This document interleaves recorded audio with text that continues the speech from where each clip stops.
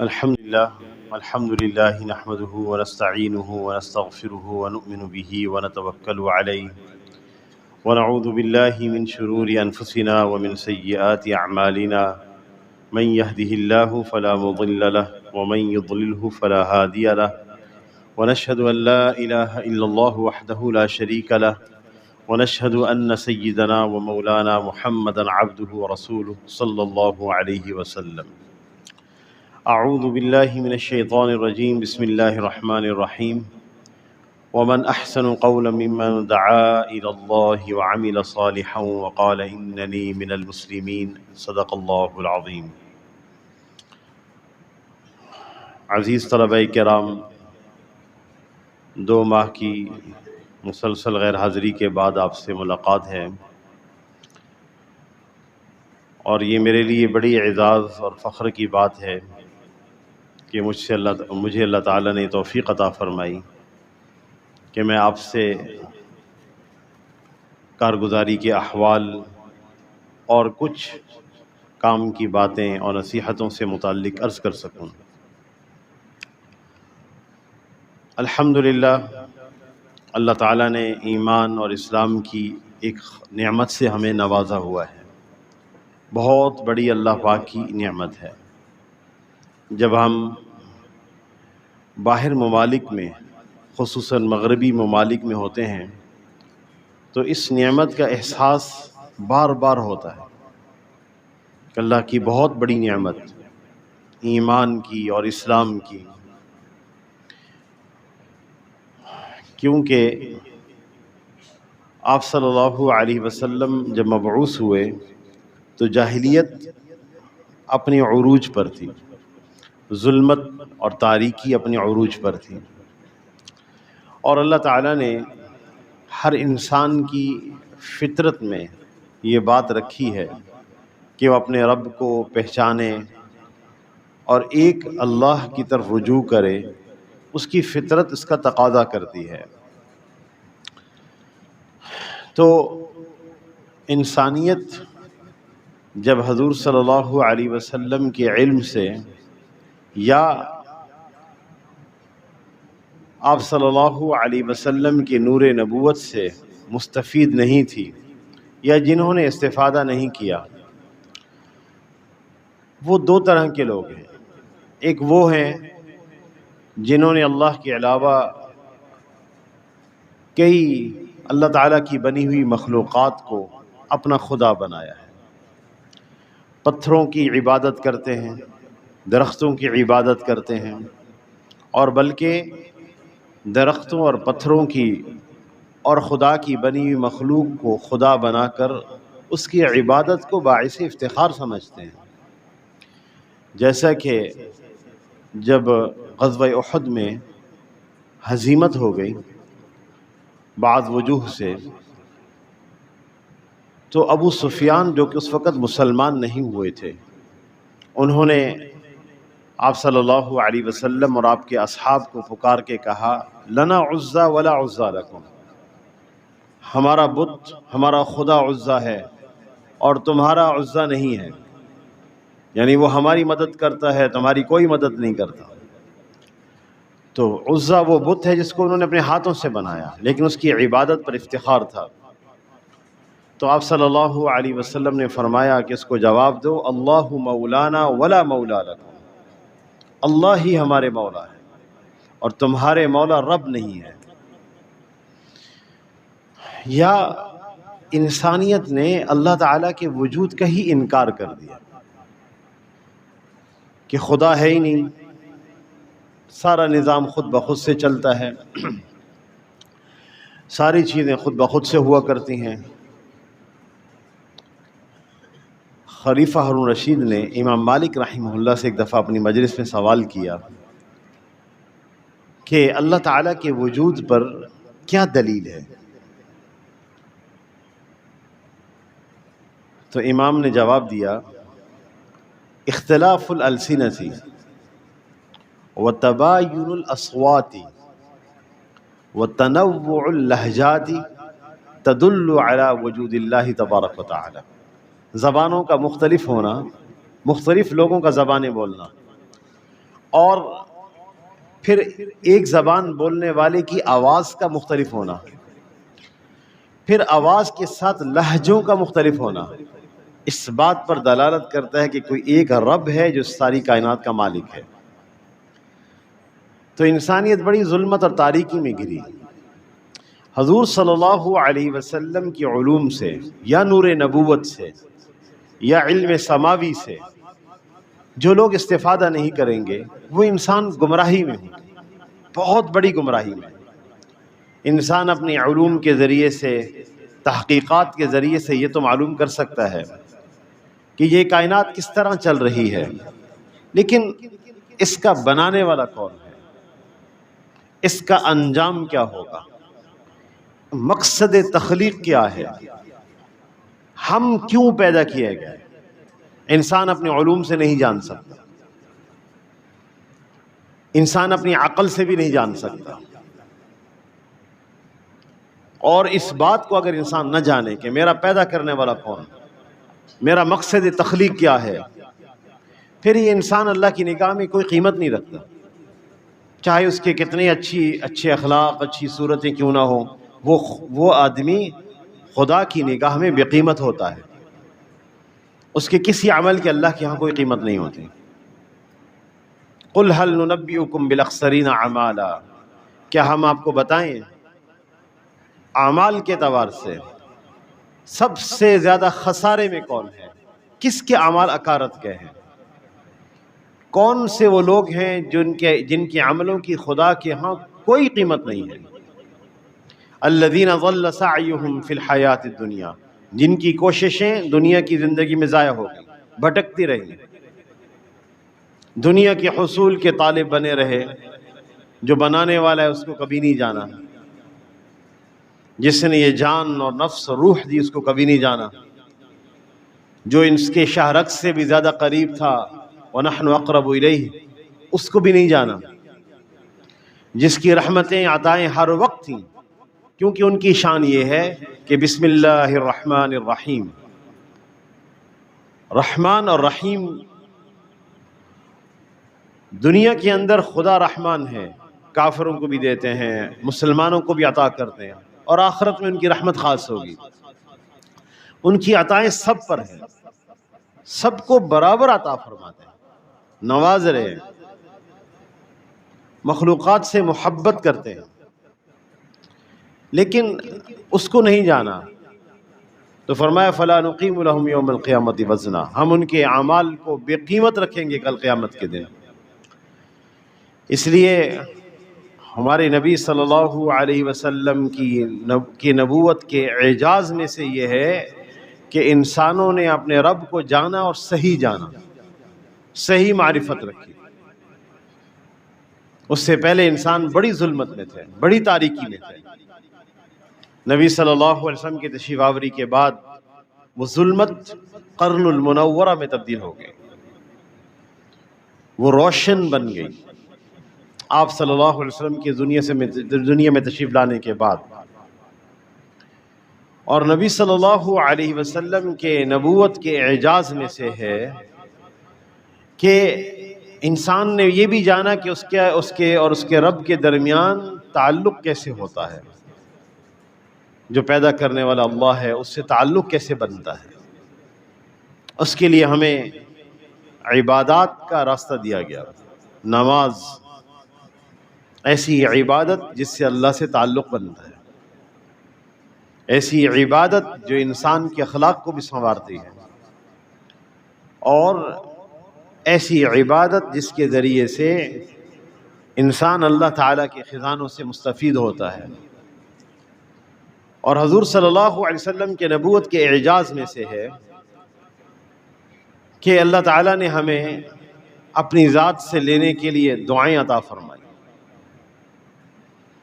اور اللہ تعالیٰ اس بات پر بہت زیادہ خوش ہوتے ہیں کہ جب بندہ اپنی حاجت مندی اور اپنا تذلل اللہ کے سامنے ظاہر کرے تو اللہ تعالیٰ بہت خوش ہو جاتے ہیں۔ ربی انی وہن العظم منی واشتعل الرأس شیبا ولم اکن بدعائک رب شقیا۔ حضرت زکریا علیہ السلام اپنی عاجزی بیان کر رہے ہیں اللہ کے سامنے. اللہ تعالیٰ کو یہ پسند ہے کہ اللہ کی عظمت کے سامنے کوئی عاجزی سے مانگے. اس لیے علماء فرماتے ہیں کہ انبیاء علیہم السلام کی دعاؤں میں بڑی تعلیمات ہوتی ہیں. آدمی اپنا تعلق اللہ کی ذات سے دعاؤں کے ذریعے سے درست کر لیتا ہے، اور ہماری احتیاج ہے کہ ہم اپنا اللہ سے تعلق درست بنائیں. اور علماء فرماتے ہیں کہ حضور صلی اللہ علیہ وسلم کی نبوت کے اعجاز میں سے یہ ہے آپ کا وجود مسعود، آپ کی تعلیمات معجزہ ہے اور پوری کائنات کے لیے ایک دلیل ہے. اس لیے کہ دنیا عالم میں کوئی شخصیت ایسی نہیں ہے کہ جن کی زندگی، جن کے ارشادات ہوں، فرمودات ہوں، فلسفہ اخلاق ہو، اور ان کے پیچھے ان کی اپنی عملی زندگی بھی ہو. ہم یونان میں ایتھنز میں جو ان کا کیپٹل ہے، سقراط کے محلے میں ٹھہرے ہوئے تھے، اور اسی طرح سکندر کے محلات بالکل قریب قریب تھے. حضرت عیسیٰ علیہ السلام سے بھی کئی سو سال پہلے کے لوگ بنے ہوئے محلات ابھی بھی موجود ہیں. تو سقراط کا محلہ تھا جس میں ہم ٹھہرے ہوئے تھے. تو ان لوگوں نے فلسفہ اخلاق بیان کیا ہے. ارسطو کا فلسفہ اخلاق پڑھایا جاتا ہے ہمارے ہاں، ارسطالیس کا فلسفہ اخلاق پڑھایا جاتا ہے، لیکن اس کے پیچھے اس کی اپنی عملی زندگی نہیں ہے. ارسطو کا یہ فعل ہے، یہ قول ہے، اس کی یہ عملی زندگی نہیں ملے گی. پوری دنیا عالم میں کوئی شخصیت نہیں دکھا سکتے کہ جو اخلاق کے تعلیمات دیتے ہوں اور ان کے پیچھے ان کی عملی زندگی ہو، سوائے رسول اللہ صلی اللہ علیہ وسلم کے. اس لیے آپ کی اخلاقی تعلیم اور آپ کی عملی زندگی کا محفوظ ہونا بذات خود ایک بہت بڑا معجزہ ہے. کئی مواقع میں ہمیں یہ بات کرنے کا موقع ملا کہ نصارہ ایک کلمہ عیسیٰ علیہ السلام سے ثابت نہیں کر سکتے کہ انہوں نے یہ بات فرمائی ہو، اور یہود ایک کلمہ ثابت نہیں کر سکتے کہ انہوں نے یہ بات، موسیٰ علیہ السلام نے یہ بات فرمائی ہو، سوائے رسول اللہ صلی اللہ علیہ وسلم کے. آپ کی عشاق، آپ سے محبت کرنے والے اصحاب رسول صلی اللہ علیہ وسلم، جن کے عشق اور محبت کی وہ نظیریں قائم ہوئی، عالم اس کی مثال لانے سے عاجز ہے. اور وہ مجمع جن کے بارے میں فرمایا گیا رضی اللہ عنہم ورضوا عنہ، اللہ تعالیٰ ان سے راضی ہو چکے. اور ایسے لوگ جن کو فرمایا گیا اولئک حزب اللہ، یہ اللہ کی جماعت ہے. اور ایسے لوگ جن کے بارے میں حدیث میں آتا ہے کہ آپ صلی اللہ علیہ وسلم نے فرمایا کہ میرا صحابی ایک مد خرچ کرے، چند سیر، جو، غلہ، اور تم جبل احد کے برابر سونا خرچ کر دو، میرے صحابی کے ایک مد خرچ کیے کے برابر نہیں ہو سکتا. محدثین نے لکھا ہے وجہ اس کی اخلاص ہے، اخلاص ہے اور ایمان اور یقین ہے. بلند پایہ لوگ، حضور صلی اللہ علیہ وسلم کے احوال کو روایت کرنے والے پہلے لوگ، تقریباً 1,00,000 لوگ ہیں جنہوں نے آپ صلی اللہ علیہ وسلم کی زندگی کو محفوظ کیا ہے. اور ایسا محفوظ کیا کہ بعض روایات میں آتا ہے کہ نبی صلی اللہ علیہ وسلم مسکرائے تو کتنا مسکرائے، اس کو بھی انہوں نے روایت کیا. یہ اعجاز ہے. ایک روایت میں آتا ہے بدت نواجزہ، آپ کے نواجز ظاہر ہو گئے، آخری والی داڑھیں، ضواحک ظاہر ہوئے، تبسم فرمایا، ضحک فرمایا. کیفیت کیا تھی؟ اس لیے صحابہ کرام نے جو عمل کیا ہے حضور صلی اللہ علیہ وسلم کی سیرت طیبہ پر، وہ ضابطہ کی بنیاد پر نہیں کیا کہ ضابطہ تھا، ایک حکم ہے، عمل کر لیا. نہیں، عشق اور محبت میں ڈوب کر کیا۔ اس لیے اسلام کے اعجاز کھلے ہیں اور اس کی حقیقت اتنی واضح ہے کہ کوئی اس کا انکار نہیں کر سکتا، کوئی سلیم فطرت اگر ہو تو، کیونکہ عالم میں کسی کے پاس ایسا علم نہیں ہے جس کا تعلق علم الاسناد سے ہے۔ شخصیات نے جو روایت کیا ان کی زندگیاں کیا ہیں، انسانیت ایسے علم لانے سے قاصر ہے۔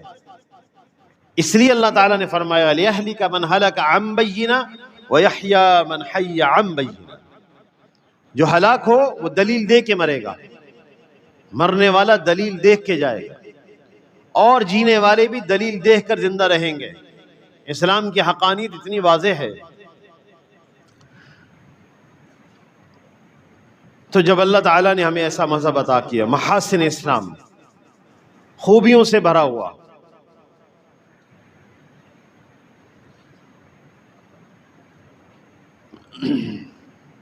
ایک ایک عمل کے پیچھے نبی صلی اللہ علیہ وسلم کے حیات طیبہ کا، ایک ایک ارشاد کے پیچھے حضور صلی اللہ علیہ وسلم کے حیات طیبہ کا عمل ہے، ایک ایک ارشاد کے پیچھے۔ جہاں دعا میں الہذاری سکھائی، وہاں اصحاب نے بدر کے میدان میں حضور صلی اللہ علیہ وسلم کی الہذاری سے عملاً سیکھا، جب اللہ کے سامنے رو رہے تھے، اللہم انشدک ووعدک وعہدک، اے اللہ میں آپ کو آپ کا وعدہ یاد دلاتا ہوں، اگر یہ جماعت ہلاک ہو گئی تو پھر دنیا میں کوئی عبادت کرنے والا نہیں رہے گا آپ کی۔ علماء فرماتے ہیں یہ وہی کہہ سکتا ہے جس کا تعلق ناز کا ہو، ورنہ خدا تو ہر ایک سے بے نیاز ہے۔ اسباب کے درجے میں دارالاسباب میں یہ بات کہی جا سکتی تھی کہ یہ اصحاب کی جماعت اگر شہید ہو جائے تو پھر کوئی عبادت کرنے والا نہیں رہے گا۔ تو صحابہ کرام نے آپ صلی اللہ علیہ وسلم کے عمل سے، آپ کے رونے سے دیکھا۔ آپ صلی اللہ علیہ وسلم کی خشوع کی تعلیم ہے، نماز میں خشوع اختیار کرو، اور اللہ تعالیٰ کا بھی ارشاد ہے قد افلح المؤمنون الذین هم فی صلاتهم خاشعون۔ اور اصحاب رسول صلی اللہ علیہ وسلم نے آپ کی عملی زندگی سے سیکھا۔ بعض اصحاب کہتے ہیں کہ ہم نے سنا نسمع له عزیزا کعزیز المرجل فی الصلاة، ہم نے حضور صلی اللہ علیہ وسلم سے کہ سینے سے نماز میں ہنڈیا کی جوش کھانے کی آواز کو سنا، آپ کا سینہ ایسا جوش کھاتا تھا۔ اور ارشاد ہے الا بذکر اللہ تطمئن القلوب، غور سے سنو دل اطمینان پاتے ہیں اللہ کے ذکر سے۔ یہ تو ارشاد ہو گیا اللہ تعالیٰ کا، اور رسول اللہ صلی اللہ علیہ وسلم کے لسان مبارک سے جاری ہوا، تو لیکن انہوں نے عملاً بھی دیکھا کہ نبی صلی اللہ علیہ وسلم حضرت بلال حبشی رضی اللہ تعالیٰ عنہ سے فرما رہے ہیں اذن یا بلال ارحنا بالصلاة، اے بلال اذان دیجئے اور ہمیں نماز کے ذریعے سے راحت دیجئے۔ عمل سے بھی سیکھا، اور وعدوں کا پورا کرنا، چاہے وہ غیر مسلموں کے ساتھ کیوں نہ ہو۔ اس کے بارے میں فرمایا وَأَوْفُوا بِالْعَهْدِ إِنَّ الْعَهْدَ كَانَ مَسْئُولًا، یہ تو اللہ کا ارشاد ہے، اپنے کیے ہوئے وعدوں کو پورا کرو، کل قیامت کے دن اس سے متعلق سوال ہوگا، ارشاد ہے۔ اور عملی زندگی سے یہ عمل اتنی قوت کے ساتھ سیکھا کہ انسانیت کے لیے ایک مثال ہے، کہ ایسی مثال لائیں دنیا عالم کے اندر کہ جب غزوہ بدر ہو رہا تھا، حضرت حذیفہ رضی اللہ تعالیٰ عنہ اپنے والد کے ساتھ اس وقت مکہ سے ہجرت کے واسطے نکلے، وہی موقع تھا ان کے نکلنے کا، تو راستے میں ابو جہل نے پکڑ لیا، کہاں جاتے ہو؟ انہوں نے کہا کہ ہم مدینہ المنورہ جاتے ہیں۔ کہنے لگا نہیں، تم اس لیے آئے ہو تاکہ تم لوگ حضور صلی اللہ علیہ وسلم کو تقویت دو، اور بدر کا موقع ایسا ہے کہ وہاں ایک ایک آدمی کی احتیاج اور ضرورت تھی، موقع ایسا ہے. تو انہوں نے، ابو جہل نے ان سے عہد و پیمان لیا کہ تم لوگ حضور صلی اللہ علیہ وسلم کے ساتھ جا کر شریک نہیں ہوگے. انہوں نے عہد و پیمان جان چھڑانے کے لیے کیا. دشمن سے عہد و پیمان کا کیا معنی؟ جب حضور صلی اللہ علیہ وسلم کے پاس پہنچے، سارا قصہ سنایا. یا رسول اللہ اب ہم کیا کریں؟ بدر میں جن لوگوں کو اللہ تعالیٰ نے موقع دیا، شرکت ہو گئی، تو بدر کے میں شامل ہوں شرکاء کے لیے اور اہل بدر کے لیے اللہ تعالیٰ کا یہ ارشاد ہے، اعملوا ما شئتم، تم جو مرضی عمل کرو، قد غفرت لکم، ہم نے تمہیں معاف کر دیا. یہ مقبولین کی جماعت ہے جن کی قبولیت پر اللہ نے مہر لگا دی، مہر ثبت کر دی. اور ایسی جماعت کے جس کے بارے میں جبرائیل علیہ السلام نے نبی صلی اللہ علیہ وسلم سے فرمایا کہ ہمارے ہاں وہی فرشتے آسمانوں میں افضل ہیں جو بدر میں آپ کے ساتھ شریک ہوئے. تو آپ صلی اللہ علیہ وسلم نے حذیفہ رضی اللہ تعالیٰ عنہ سے فرمایا، نفی بعہدہ ونستعین اللہ علی العدو. نفی بعہدہ، ہم جو تم وعدہ کر کے آئے ابو جہل سے، ہم اسے پورا کریں گے. تم مدینہ المنورہ جاؤ، ہم دشمنوں کے خلاف خدا سے مدد مانگیں گے، تم جاؤ. فلک نے ایسی کوئی مثال نہیں دیکھی ہوگی، ایسی کوئی نظیر نہیں دیکھی ہوگی. یہ اعجاز ہے، حیات طیبہ ہے اور ارشادات ہیں. ہر ارشاد کے پیچھے عملی زندگی ہے. دنیا عالم ایسی شخصیت کی مثال لانے سے قاصر ہے. یہ خود بہت بڑی دعوت ہے، آؤ حق مذہب کی طرف، حقانیت کی طرف، اسلام کے راستے کی طرف آؤ. تو الحمدللہ اللہ کے فضل و کرم سے حضرت مولانا الیاس رحمہ اللہ نے جو دعوت کی محنت کو شروع فرمایا اور اپنے اسلاف اور اکابر سے اس کی تائید لی، اور اکابر اور اسلاف نے اس کی تائید فرمائی. اس زمانے میں حضرت مولانا حسین احمد مدنی رحمہ اللہ نے تائید فرمائی، اور خصوصاً حضرت مولانا اشرف علی تھانوی رحمہ اللہ نے تائید فرمائی. حضرت مولانا الیاس رحمہ اللہ نے دل ان کا چاہتا تھا کہ کسی طرح حضرت تھانوی رحمۃ اللہ علیہ اس کی تائید فرمائے. تو انہوں نے ایک دو جماعتوں کو بھیجا کہ آپ تھانہ بھون کے آس پاس محنت کریں، اور جب حضرت بلائیں تو خانقاہ میں آ جائیں. جب یہ جماعتیں تھانہ بھون میں آئیں، حضرت تھانوی رحمۃ اللہ علیہ نے مولانا ظفر احمد صاحب عثمانی رحمہ اللہ کو فرمایا کہ آپ ان کے ساتھ رہیں، یہ کیسے محنت کرتے ہیں، کہ کیا ترتیب ہے.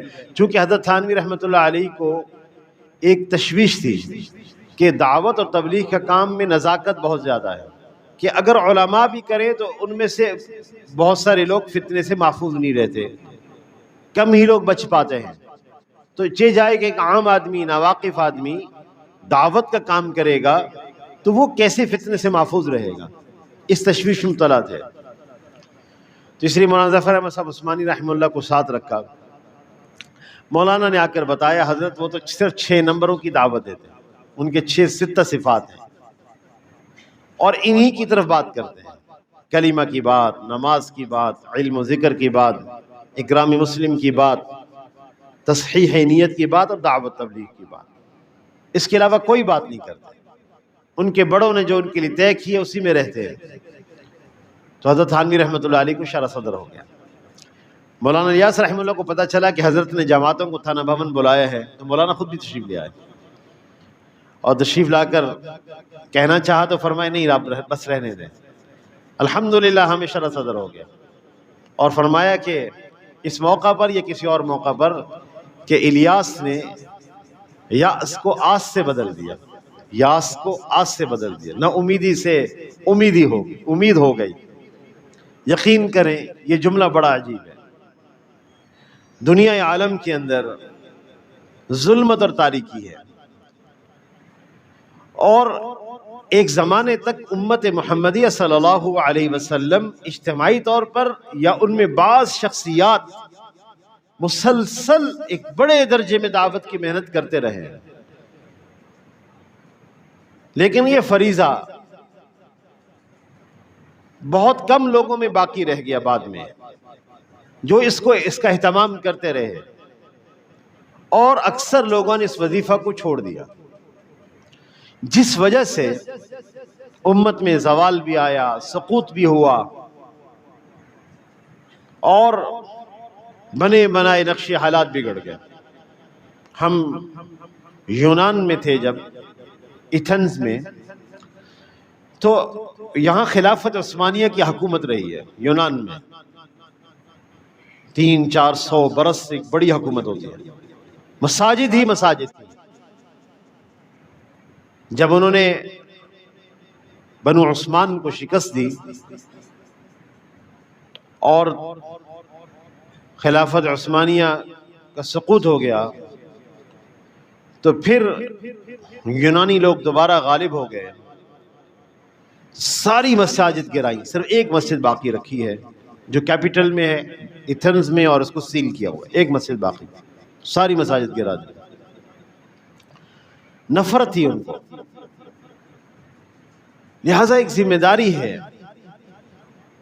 غلبہ اسلام کے ساتھ ساتھ انسانوں کی تربیت، اور جب اللہ تعالیٰ نے ہمیں دین ایسا عطا فرمایا جس کا ہر عمل تربیت ہے، حسن ہے، خوبی ہے، تو جب امت دعوت کی محنت میں لگے گی، اللہ تعالیٰ نا امیدی کی جگہ پہ امید بنا دیں گے، امید کی فضائیں قائم ہو جائیں گی، ظلمت کے نقشوں میں، انتہائی ظلمت میں انوارات پیدا ہو جائیں گے۔ تو الحمدللہ ہماری یہ جماعت 2 ماہ کے لیے بنی، اور اصل یہ جماعت جو تھی وہ اجتماعات کے تقاضے پر تھی۔ تو ہمارا پہلا پڑاؤ پرتگال لسبن میں تھا۔ جب ہم وہاں پہنچے، الحمدللہ اس موقع پر ہندوستان سے بھی جماعت تھی، فرانس کی بھی جماعت تھی، بنگلہ دیش کوکریل سے بھی جماعت تھی، اور UK سے بھی جماعت تھی، لندن سے، اور ہماری جماعت۔ ان جماعتوں نے مل کر اجتماعات کے لیے کام کرنا تھا۔ ایک تو مجھے اس موقع پر میں اپنے لیے سعادت سمجھتا ہوں، ایسی شخصیات کے ساتھ بیٹھنے کا موقع ملا، اور ایسے لوگوں کی میں نے صحبت پائی جو پہلے مجھے کبھی ملی نہیں۔ ایسے سعادت مند لوگ جن کا ہر وقت اوڑھنا بچھونا امت کی فکر ہے، اور انتہائی ملنسار اور اخلاق کے حامل لوگ۔ اس میں علی گڑھ کے ڈاکٹر ثناء اللہ صاحب تھے، ماشاءاللہ 85 برس کی عمر ہے، اور یورپ میں ایسا کام کیا کہ فرانس میں، پورے فرانس میں کام کا ذریعہ بننے والی ایک اکیلی شخصیت ہے۔ اس وقت فرانس میں 4000 مساجد ہیں، اور دعوت کی ایسی محنت ہے، ایسی فضائیں ہیں کہ آدمی ایک دفعہ تو حیران ہو جاتا ہے کہ یہ بھی یورپ میں ممکن ہے۔ ہم بیلجیم میں، برسلز میں جس محلے میں ٹھہرے، بلا مبالغہ وہاں کوئی خاتون بلا حجاب نہیں تھی۔ ایسے لگتا ہے کہ جیسے آپ KPK کے کسی محلے میں چلے گئے ہو۔ یہ بیلجیم کا محلہ ہے، کیپٹل کے اندر ہے۔ ایسی دعوت کی فضائیں بنی ہیں۔ تو الحمدللہ پرتگال کا یہ اجتماع، انڈین گجراتی لوگ اس میں زیادہ شریک تھے، ایک بھرپور مجمع تھا، ایک بڑی مسجد کے اندر اجتماع ہوا۔ نقد جماعتوں کی بھی ترتیبات بنی، علماء کرام کی مجالس، علماء کرام کا جوڑ بھی ہوا اس موقع پر۔ پرتگال سے ماشاءاللہ علماء بھی تشریف لائے ہوئے تھے، مختلف حال و احوال کہنے سننے کو بھی ملے۔ مکاتب کا مضبوط نظام اور اس وقت ایک مضبوط مدرسہ پرتگال میں قائم ہے، شاید یورپ کا سب سے مضبوط ادارہ ہے وہ، جہاں درس نظامی 6 سال کا ہوتا ہے اور اس کے ساتھ ساتھ طلبہ او لیول اور اے لیول کی تعلیم مکمل کرتے ہیں۔ مولانا زبیر صاحب ماشاءاللہ اس کو چلا رہے ہیں، بہت خوبصورت مدرسہ ہے، اس کے انتظامات، اس کی چیزیں اور تنظیم بہت دیکھنے کی تعلق رکھتی ہے۔ پرتگال میں ہمارے چند ہی دن تھے، اجتماع ختم ہوتے ہی ہمارا دوسرا پڑاؤ جو تھا وہ فرینکفرٹ تھا، جرمنی۔ اور جرمنی میں اجتماع سے پہلے 2-3 دن کام کرنے کا موقع ملا، پھر اجتماع میں ہم آ گئے۔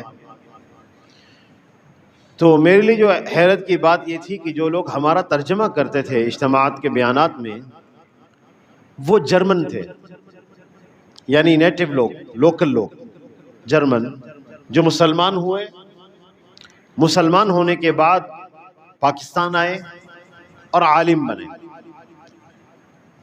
ان کے لیے ہمارے لیے عالم بننا پڑھنا آسان ہے، ان کے لیے بہت بڑا مجاہدہ ہے، یہ موسم مجاہدہ ہے، یہ گرمی برداشت نہیں کر سکتے، پھر وہ ماحول مجاہدہ ہے، ان کی زندگی اور طرح کی ہے، ہماری زندگی اور طرح کی ہے، ملنا ملانا اور طرح کا ہے۔ ان مجاہدوں کے ساتھ انہوں نے علوم حاصل کیے اور اس کے بعد اپنے ملکوں میں واپس گئے، بہترین اردو بولنے والے، بہترین عربی بولنے والے، تو وہ ترجمہ ہمارا کرتے تھے، جو میرے لیے بڑے استعجاب کی بات تھی۔ جرمنی میں ماشاءاللہ ایک بڑا اجتماع تھا۔ جرمنی سے فارغ ہونے کے بعد ہم یونان پہنچے، ایتھنز میں۔ اجتماع سے پہلے اسی طرح 2-3 دن ایک مسجد میں قیام رہا، پھر اجتماع کا موقع آیا، ماشاءاللہ ان کا بھی ایک مضبوط اجتماع تھا، اور پورے یونان سے مسلمان جمع تھے۔ ہماری ایک جماعت یورپ میں 1 سال کے لیے چل رہی، وہ بھی ماشاءاللہ تشریف لائے ہوئے تھے۔ یونان کے بعد پھر ہمارا سفر اٹلی کی طرف ہوا۔ ویسے ہم نے سوئٹزرلینڈ جانا تھا، لیکن حضرات کی طرف سے بات آئی کہ آپ لوگ اٹلی پہنچے، ان کی اجتماعات ہیں۔ تو اٹلی کے اجتماع میں دوسری دفعہ اٹلی جانا ہوا، اجتماع میں شرکت کا موقع بھی ملا، اور کچھ دن کے لیے مجھے بریشیا جانا ہوا، بریٹا فیکٹری کے برابر میں جو ادارہ ہے۔ تو میں ہر دفعہ جب اس ادارے میں گیا ہوں تو سیکھنے کا موقع ملا۔ اس دفعہ تو انشاءاللہ اس ادارے سے بہت سارے بچے آپ کے ہاں درس نظامی پڑھنے کے لیے تشریف لا رہے ہیں شوال میں، اٹلی سے بھی آ رہے ہیں اور ناروے سے بھی آ رہے ہیں بچے پڑھنے کے لیے۔ تو میرے لیے میں یہ باتیں آپ سے کر رہا ہوں تو آپ نے نا میری یہ باتیں اس ماحول میں نہیں سننی، یہ پاکستان کا ماحول کے تناظر میں نہیں سننی،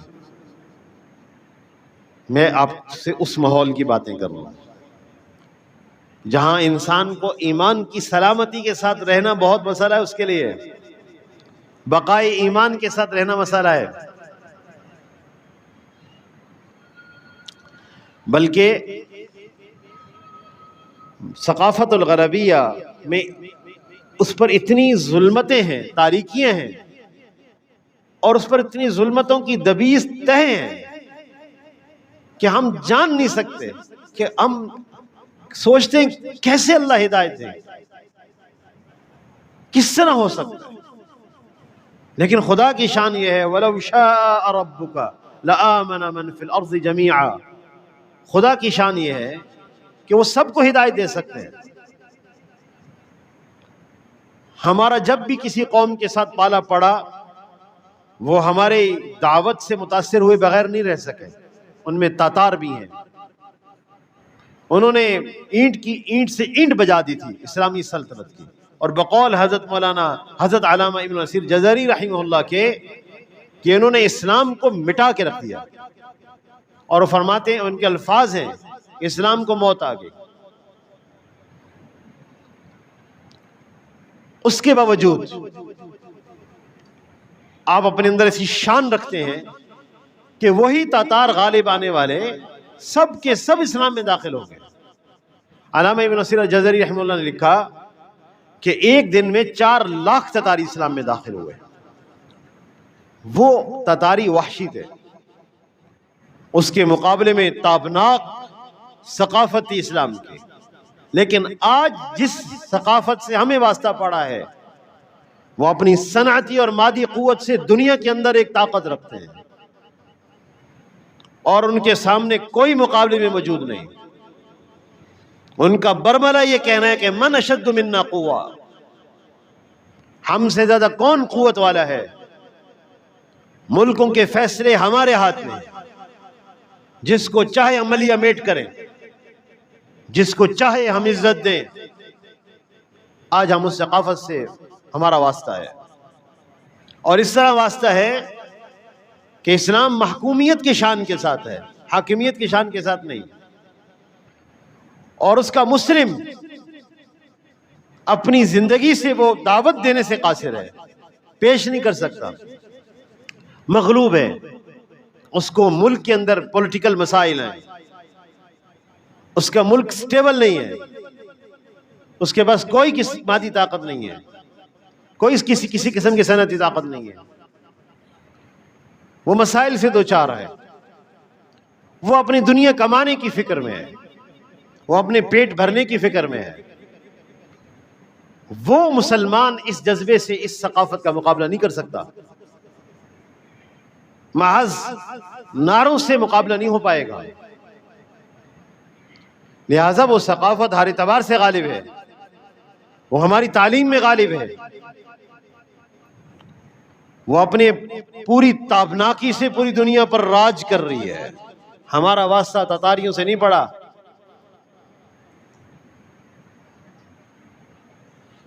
لہذا ہم ایک مشکل دور میں گزر رہے ہیں.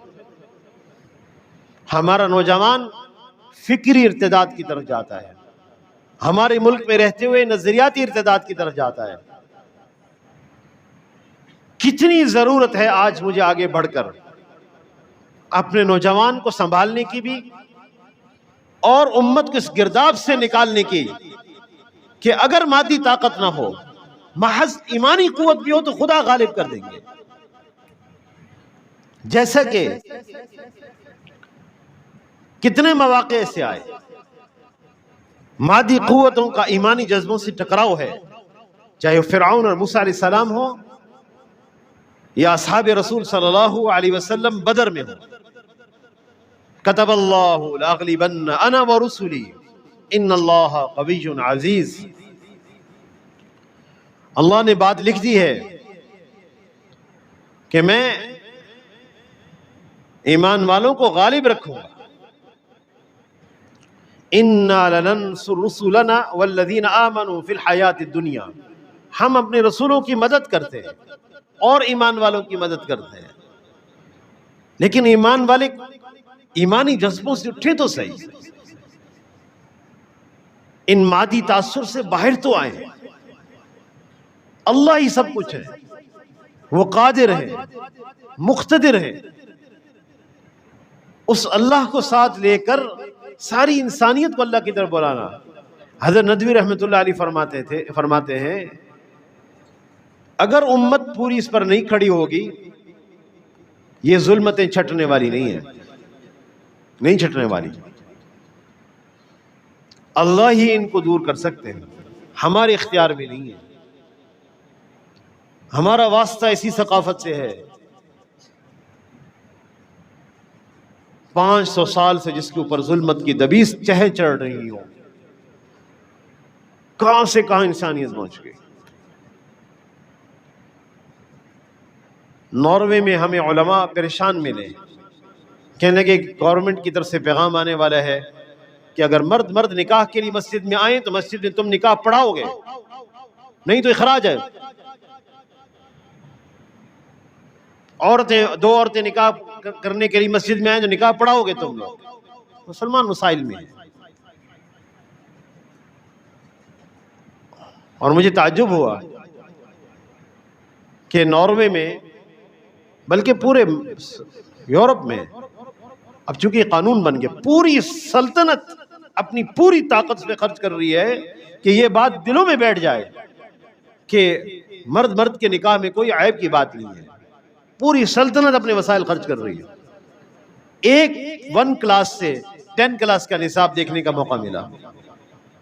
1 کلاس کے نصاب کی ریڈنگ بک میں 2 مائیں 1 بچے، تصویر میں جیسے ریڈنگ بک ہوتی ہے، 2 باپ 1 بچہ، 2 باپ 1 بچہ ریڈنگ بک میں، ذہنوں کے اندر بات اتار رہے ہیں۔ ملک میں باقاعدہ اس کے جلوس نکل رہے ہیں، اس کا جھنڈا لہرایا جاتا ہے سکولز کالجز کے اندر۔ یہ وہ بات جس سے انسانیت تباہی کی طرف جا رہی ہے، لیکن ہمیں ایسی ظلمتوں کے ساتھ واسطہ پڑا ہے، ایسی تاریکیوں کے ساتھ واسطہ ہے ہمارا، اور ہم اس مذہب کے دعوے دار ہیں یا اس مذہب پہ یقین رکھتے ہیں جس کی بنیاد دلیل ہے، شخصیت نہیں ہے۔ ہمارا مذہب قرآن، حدیث، اجماع اور قیاس کے اوپر بنیاد پر کھڑا ہے، اور دنیا عالم میں کوئی مذہب ایسا نہیں ہے جو دلیل کی بنیاد پر ہو۔ جن کو اللہ نے دلیل کی طاقت دی ہے وہ اس کے لیے آمادہ اور تیار نہیں۔ اب وہ وقت آ چکا ہے کہ ہمیں اسلام کو دلیل کی طاقت سے پیش کرنا ہے۔ میں اس کی چھوٹی سی مثال آپ کو دیتا ہوں۔ پورے یورپ میں انڈیویجولزم، توحد کا مزاج ہے۔ کئی لوگوں سے بات کرنے کا موقع ملا، میں آپ کو چھوٹی سی ایک مثال دینا چاہوں گا، ایک اشارہ۔ آج ہمیں اسی مزاج کے ساتھ دعوت دینی ہے۔ ہرگز یہ نہیں سوچنا کہ ہم پاکستان میں رہتے ہیں اور وہ یورپ کا ملک ہے، ایسا نہیں ہے، کیونکہ ان کی ثقافت ساری دنیا پہ غالب ہے۔ توحد، انڈیویجولزم، تنہا رہنا، عورت بھی تنہا رہتی ہے، مرد تنہا رہتا ہے، کسی قسم کی کوئی ذمہ داری نہیں لینا چاہتے، نہ بچوں کی، نہ اولاد کی، نہ ماں باپ کی، نہ ماں باپ اولاد کی۔ کہتے اس میں مزہ آتا ہے، تنہا رہیں، لطف آتا ہے، مزہ آتا ہے۔ یاد رکھیے گا، ہر انسان یہ چاہتا ہے کوئی اس سے محبت کرے، یہ فطرت کا تقاضا ہے، بے لوث محبت کرے، کوئی اس کا باپ ہو جو سے محبت کرے۔ انسان کے اندر کی آواز ہے، انسان جانور تھوڑی ہے۔ وَلَقَدْ كَرَّمْنَا بَنِي آدم، شعور کی وجہ سے تکریم اور تشریف دی ہے، اس کو عقل دے رکھی ہے، وہ احساسات ہیں جو جانور میں نہیں ہوتے، بہت لطیف احساسات کا مالک ہے کہ جانور، علماء فرماتے ہیں عالم الحیوانات کے جاننے والے، یہ مجنون کی مانند ہوتے ہیں، کل مجنون، ایک انسان پاگل ہو جائے، کیا احساس اس میں؟ اس کو کھانے کا بھی احساس نہیں، پینے کا بھی نہیں، پخانہ پیشاب کا بھی نہیں ہوتا، ماں باپ کی کوئی تمیز نہیں، مجنون۔ جانور ایسے ہوتے ہیں، انسان لطیف احساسات کا مالک ہے، وہ چاہتا ہے کوئی اس سے محبت کرے، باپ محبت کرے، ایک ماں محبت کرنے والی ہو، اولاد محبت کرے، اور کوئی بھائی ہو محبت کرنے والا، کوئی بہن ہو محبت کرنے والی۔ یہ سارے رشتے جب ہم کاٹ دیں گے، تنہا ہو جائیں گے، اس انسان کے پاس خودکشی کے علاوہ کوئی راستہ باقی نہیں رہتا، کہیں سے اس کو حقیقی راحت نہیں ملتی۔ اس لیے ہمارا مذہب اسلام تو محاسن کا نام ہے، تکلیفوں کے باوجود ماں کی خدمت گزاری کر رہے ہیں تو جنت پا رہے ہیں، تکلیف اور مشقت کے باوجود بیٹیوں کی پرورش کرتے ہیں تو من عال جاریتین، دو بچیوں کی پرورش کر دے، کل قیامت کے دن جب وہ آئے گا میرے پاس، انا وہوا وہکذا وضم اصابعہ، حضور صلی اللہ علیہ وسلم نے اپنی انگلیاں ملا کے فرمایا، اس طرح وہ کل قیامت کے دن آئے گا، میرے ساتھ ایسے ہوگا جیسے 2 انگلیاں ہیں۔ ہمیں ہر خاندان کو بنانے کے عمل پر ایسے ایسے اجر کا وعدہ ہے جس کا ہم تصور نہیں کر سکتے۔ تو میں آپ سے عرض کر رہا تھا کہ اس دفعہ بریشیا میں ٹھہرنا ہوا مدرسے میں، تو ان کے ادارے میں، تو وہاں 25 کے قریب نوجوان اٹالین وہ سمر کیمپ کے لیے آئے ہوئے تھے، تقریباً اتنے تھے۔ تو جب میں نے پوچھا ان کے لیے کیا نظام ہے، کیا ترتیبات ہیں، تو کہنے لگے یہ اس وقت جو ہمارا بریشیا علاقہ ہے مسلمانوں کا، ہم سب پورا شہر جتنے مسلمان رہتے ہیں ہم ان بچوں کی خدمت میں ہیں۔ ہم نے کہا وہ کیسے؟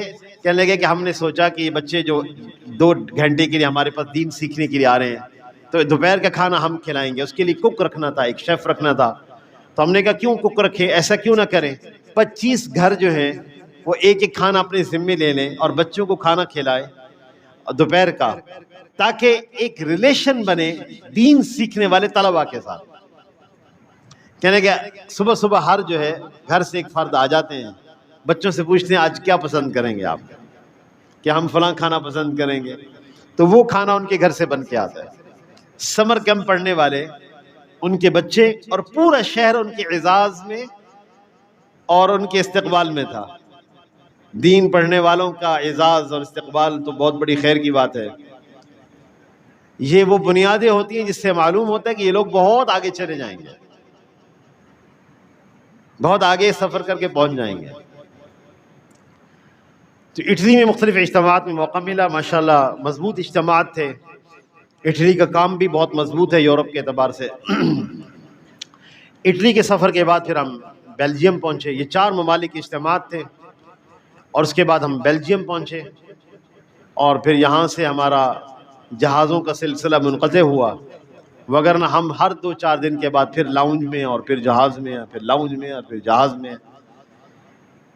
اتنے ملک ہم تبدیل کر رہے تھے تو بسا اوقات پوچھنا پڑتا تھا کہ بھائی ہم کس ملک میں ابھی ہیں آج کل۔ مقامی ہم ایسے دیکھتے تھے، ہم کہتے تھے کس ملک میں ہم آج کل، وہ ہمیں بتاتے تھے کہ آپ آج کل اس ملک میں ہیں۔ تو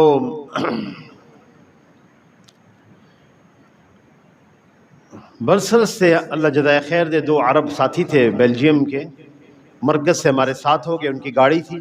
یہ سفر ہمارا گاڑی پہ شروع ہوا۔ برسلس سے ہم نیدرلینڈ سے گزرتے ہوئے ہم پہلا ہمارا پڑاؤ سویڈن میں تھا۔ الحمدللہ سویڈن میں کام کرنے کا موقع ملا۔ نہ، پہلا پڑاؤ ڈنمارک میں تھا، کوپن ہیگن میں، کیپٹل میں۔ کوپن ہیگن میں مجھے بار بار وہاں رہتے ہوئے وہ خاکے بنانے والا بندہ یاد آتا تھا۔ ڈنمارک میں تھا نا کوپن ہیگن میں، جس نے نعوذ باللہ نبی صلی اللہ علیہ وسلم کے خاکے بنائے تھے، کارٹونسٹ معروف ہے۔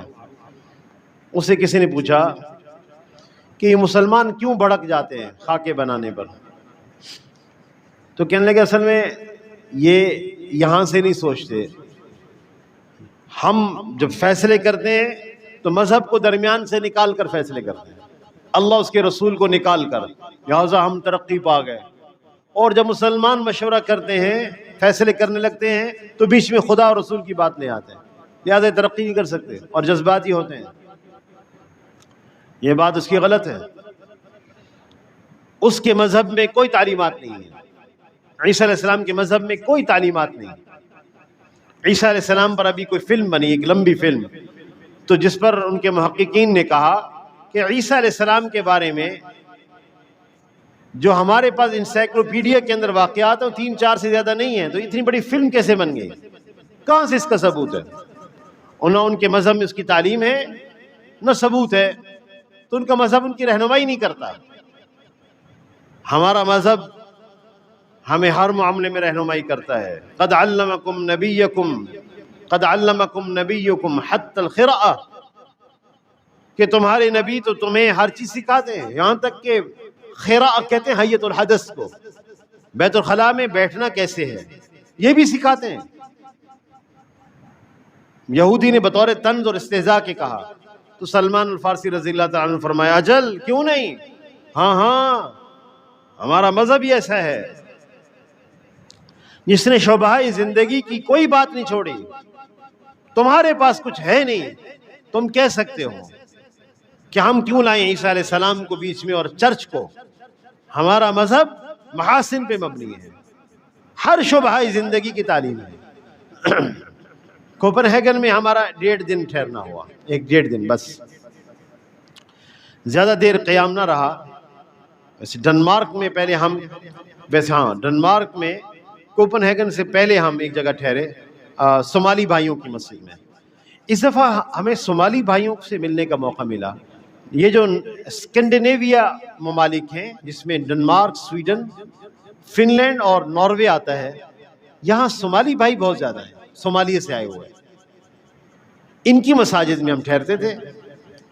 ایک تو یہ کثرت سے قرآن پاک کی تلاوت کرتے ہیں، ہر وقت مسجد میں لوگ رہتے ہیں، ظہر کی نماز سے پہلے آ جاتے ہیں اور رات گئے تک مسجد میں بیٹھ کے تلاوت کرتے ہیں. اور جس کو جو فارغ وقت ملتا ہے وہ مسجد میں گزارنا چاہتا ہے، یہ مزاج ہے ان کا.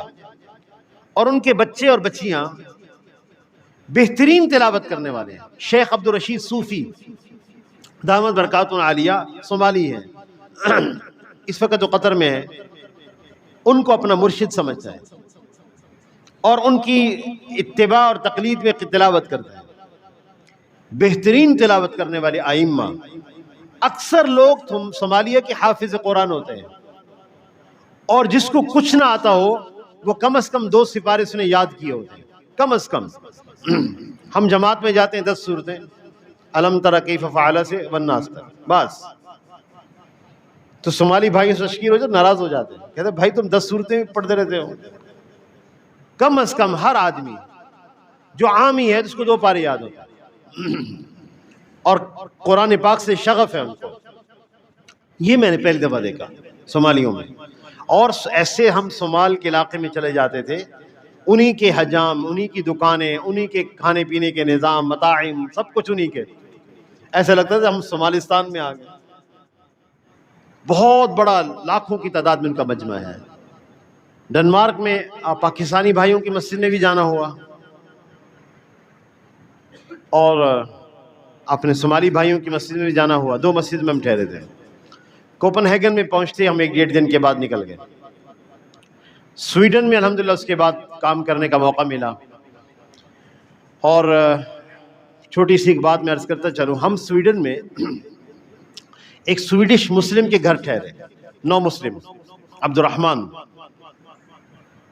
گھر ایسا جیسے محل، جاگیردار مسلمان تھا، بہت بڑا مالدار مسلمان، صاحب ثروت، ماشاءاللہ. بہت خوبصورت گھر، اور اس کے ساتھ بہت خوبصورت ایک گراؤنڈ، پارک واک کے لیے. اور جب آپ واک کر رہے ہوں تو ہرن بھی دوڑ رہے ہیں، ہرن وہاں عام ہوتے ہیں، خرگوش دوڑ رہے ہیں. اور عجیب منظر، ایسا گھر کہ جو ایک آدمی سوچتے اتنا خوبصورت گھر ہونا چاہیے. کچن میں سارے برتن بھرے ہوئے، لانڈری میں بڑی قسم کی اعلیٰ قسم کی مشینیں لگی ہوئی. اور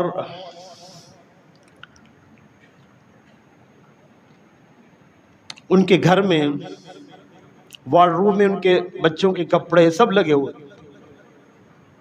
سویڈش مسلم ہے، لیکن اپنا گھر سب کچھ چھوڑ کر کراچی بیٹھے ہوئے ہیں اپنے بچوں کو عالم بنانے کے لیے، بچیوں کو عالمہ بنانے کے لیے. بھرا بھرا ہے گھر چھوڑ کر چلے گئے.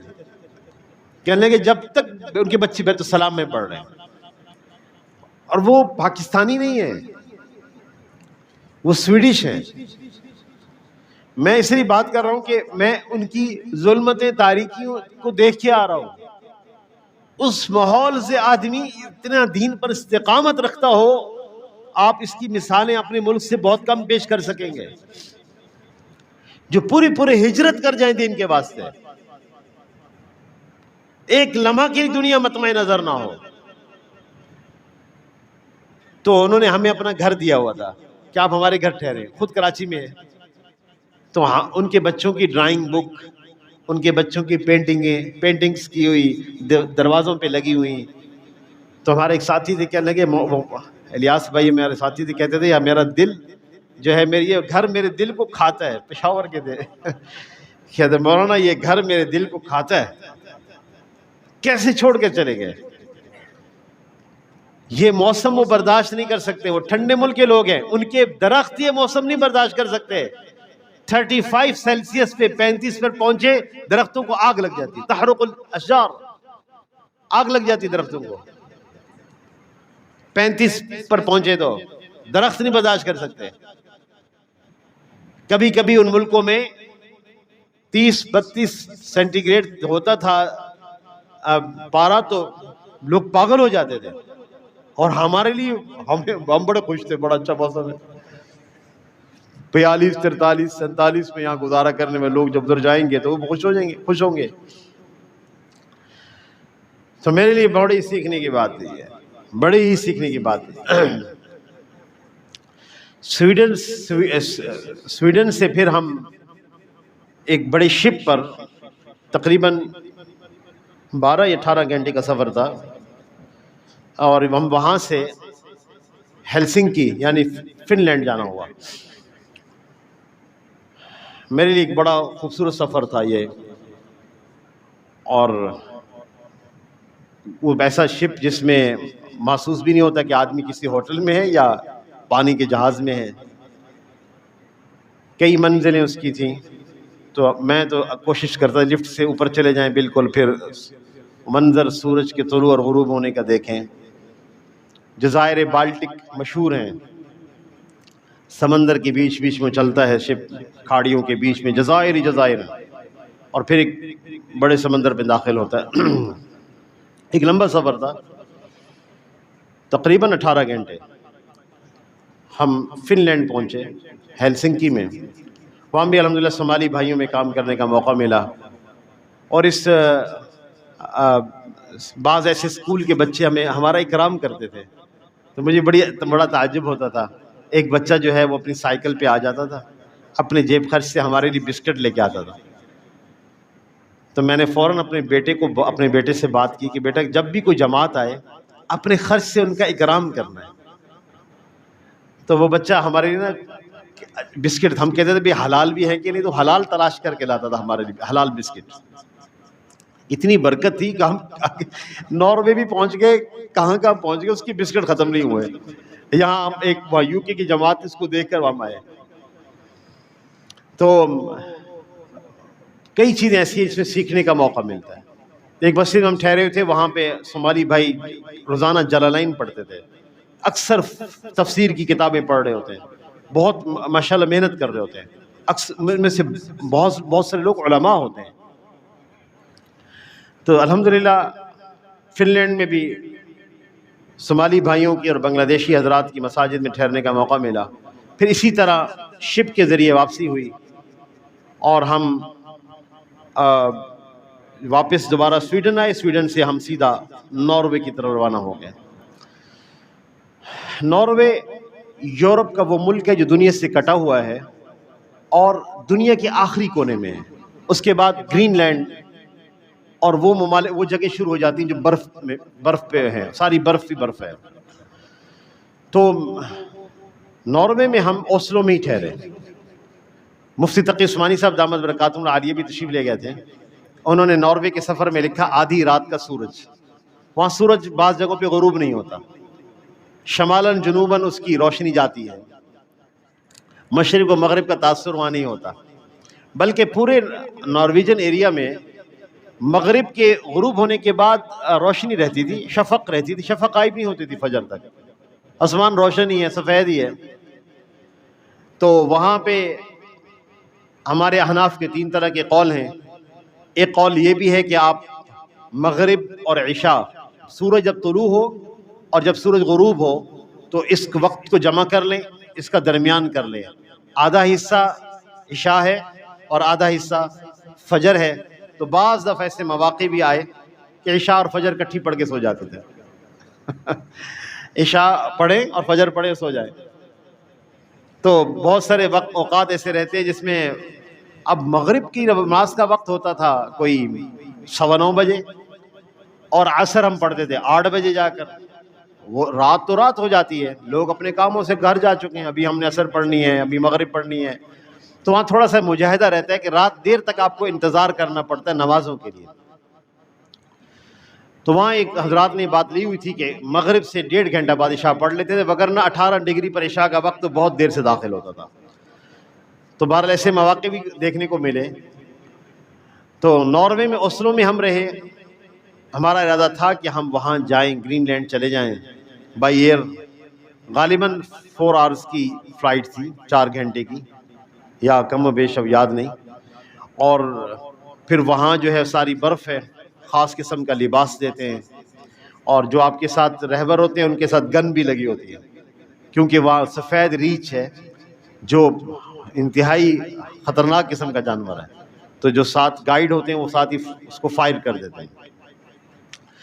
تو مفتی تقی اسماعیل صاحب دامت برکاتہ عالی تشریف لے گئے تھے، اور بھی ہمارے پہلے ساتھی جا چکے تھے.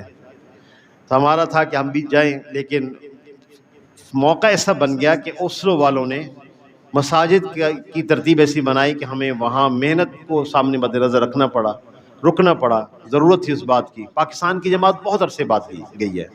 یورپ میں پاکستان کی جماعتوں سے بڑی محبت لوگ کرتے ہیں. اچھا، میں ایک چھوٹی سی بات عرض کرتا چلو میں بھول نہ جاؤں. ان ملکوں میں نا جماعتوں نے بہت جان ماری ہوئی ہے. سال 1.5 سال جماعتوں نے کام کیا. اس لیے مسجدیں، جیسے ہم اوسلو میں ڈاؤن ٹاؤن کے اندر 5 منٹ کے فاصلے پر مساجد تھیں، جس طرح ہمارے یہاں ہوتی ہیں 5 منٹ کے فاصلے پر مساجد. ترکیوں بھائیوں کی، صومالی بھائیوں کی، پاکستانیوں کی. اور ایک مسجد میں تو ہم گئے ماشاءاللہ، ICC کی والوں کی مسجد تھی، 400 بچے پڑھ رہے تھے اس میں. جب ہم گئے اس مسجد میں ماشاءاللہ مکتب پڑھ رہے تھے. تو جماعتوں نے یہاں بہت جان ماری ہے. تو ہمیں وہاں کارگزاری سنائی. یہ علاقوں میں بہت سردی ہوتی ہے، بہت سردی ہوتی ہے، برف بہت زیادہ ہوتی ہے. تو انہوں نے بتایا کہ یہ 1951 کی بات ہے کہ ہمارے ہاں پہلے پبلک ٹوائلٹس ہوتے تھے، یعنی گھروں میں ٹوائلٹس نہیں ہوتے تھے، پبلک ہوتے تھے. آپ کو بیت الخلاء جانا ہے تو پبلک ٹوائلٹس میں جانا ہے.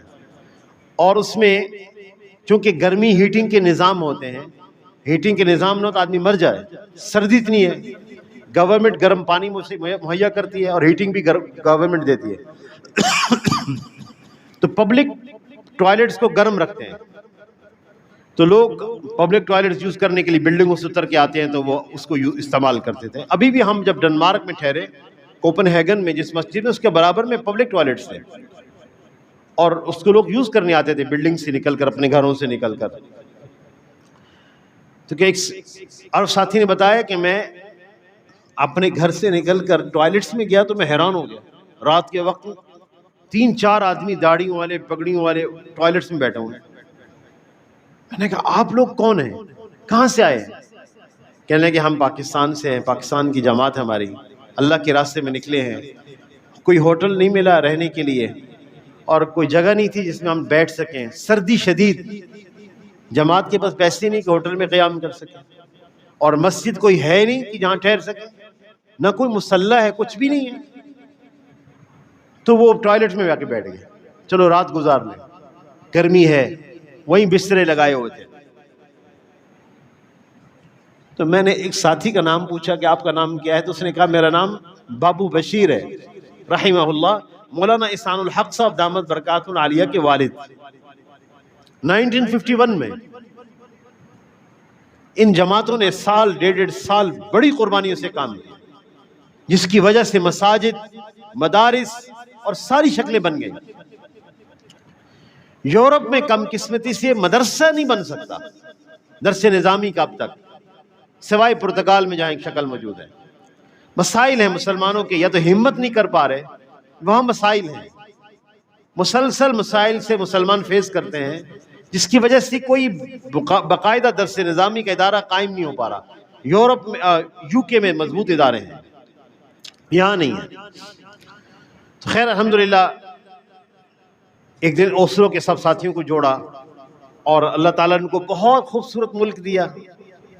پانی ایسا ہے آپ پیئیں تو صحت ہے، سونا پی رہے ہوں. دنیا کا سب سے بیسٹ واٹر نارویجن واٹر ہے، اور ٹیپ واٹر ہم پیتے تھے، نلکے کا پانی.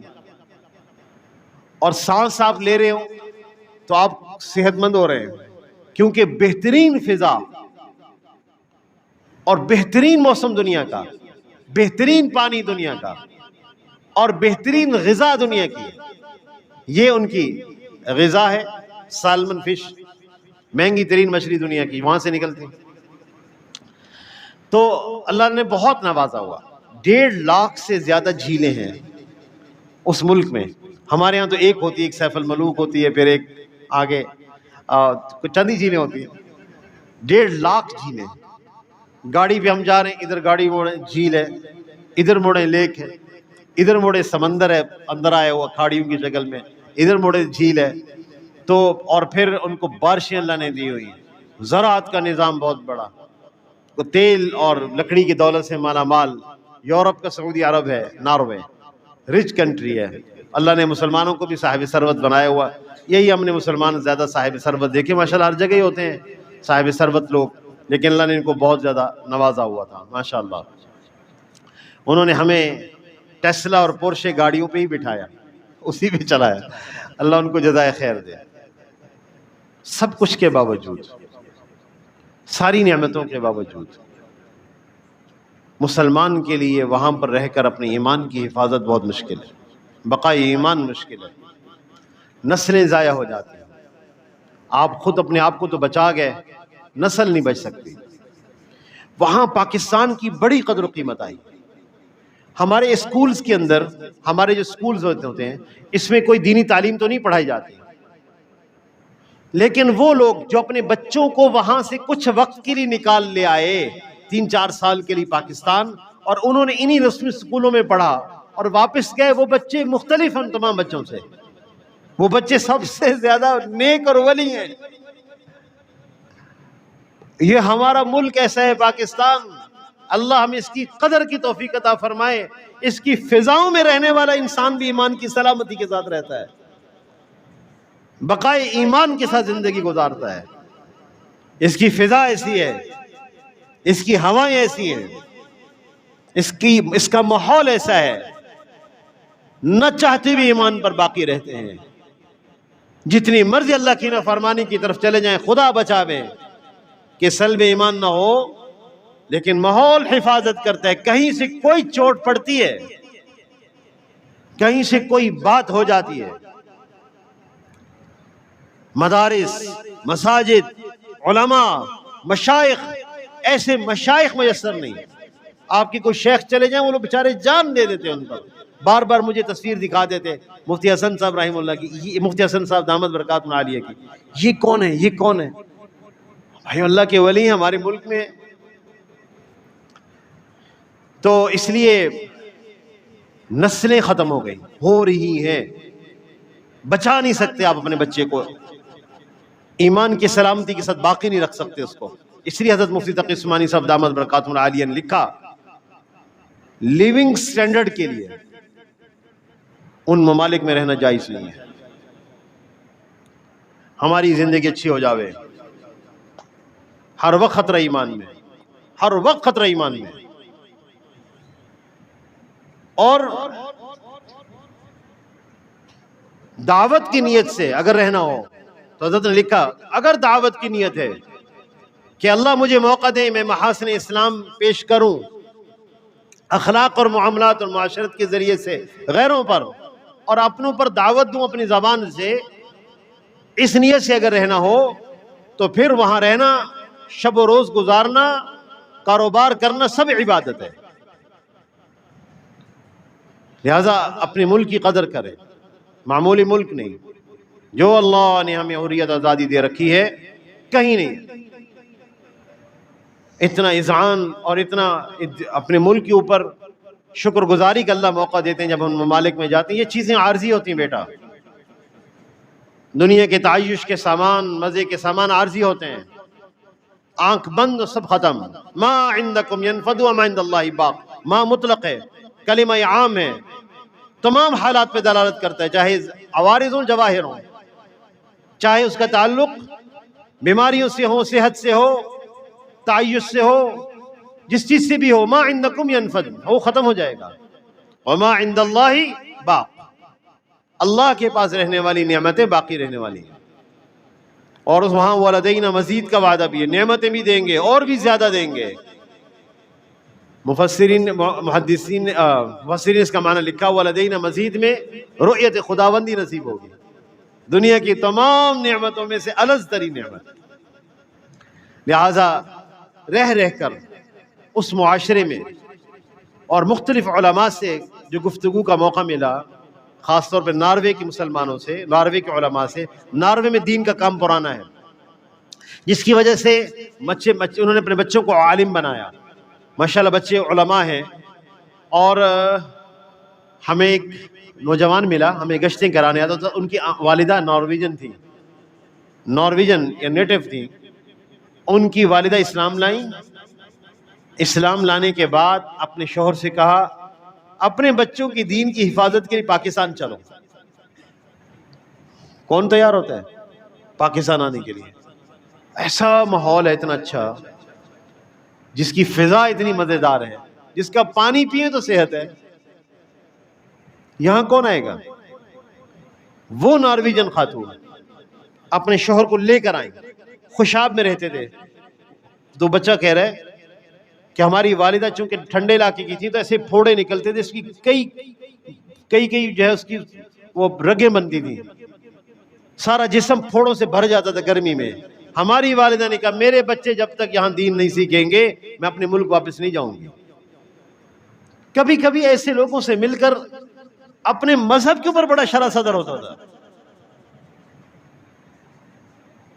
کہ ہم اتنے لوگوں میں استقامت ہو سکتی ہے. اتنا آدمی غیر مسلم سے مسلمان بنے تو اتنا مضبوط مسلمان ہو سکتا ہے. تو جب تک ہم اب پڑھ لکھ نہیں گئے ہماری ماں واپس نہ آئی. اب آئے واپس. تو نوجوان ماشاءاللہ گورے سفید رنگ کے اور براؤن داڑھیوں والے ہمیں ملاقاتیں اور گشتیں کراتے تھے, بہترین اردو بولنے والے. تو میری آپ سے گزارش ہے, اللہ تعالیٰ نے ہمیں دین پڑھنے کا موقع دیا, ہمیں ابھی سے نیت کرنی ہے کہ ایک تو ہمیں داعی بننا ہے, اور دعوت کے کام میں تنوع ہے, اس کی صورتوں میں تنوع ہے. اس لیے کہ ادعو الی سبیل ربک بالحکمہ, یہ امر مطلق ہے تو تنوع ہے. کوئی بھی صورت ہو دعوت کی, مجھے یہ دعوت والا کام ضرور کرنا ہے, اس کی نیت کریں, اس کے بغیر نہ رہے. یہ دینی تعلیم اس کا تقاضا کرتی ہے. بقول ایک بہت بڑے عالم کے کہ اس علوم کو حاصل کرنے کے بعد اس کے تعلیم و تعلم اور دعوت میں نہ لگنا ناشکری ہے.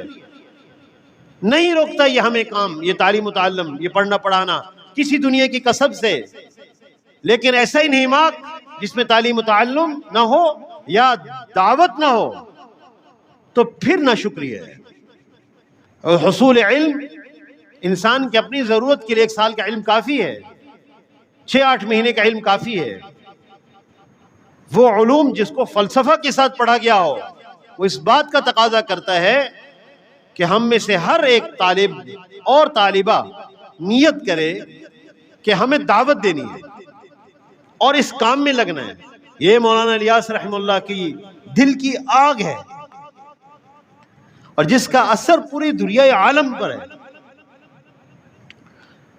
ایسی ایمانی فضائیں ہم نے دیکھی, ہم آپ کو بیان نہیں کر سکتے. معمولی محنت نہیں ہے.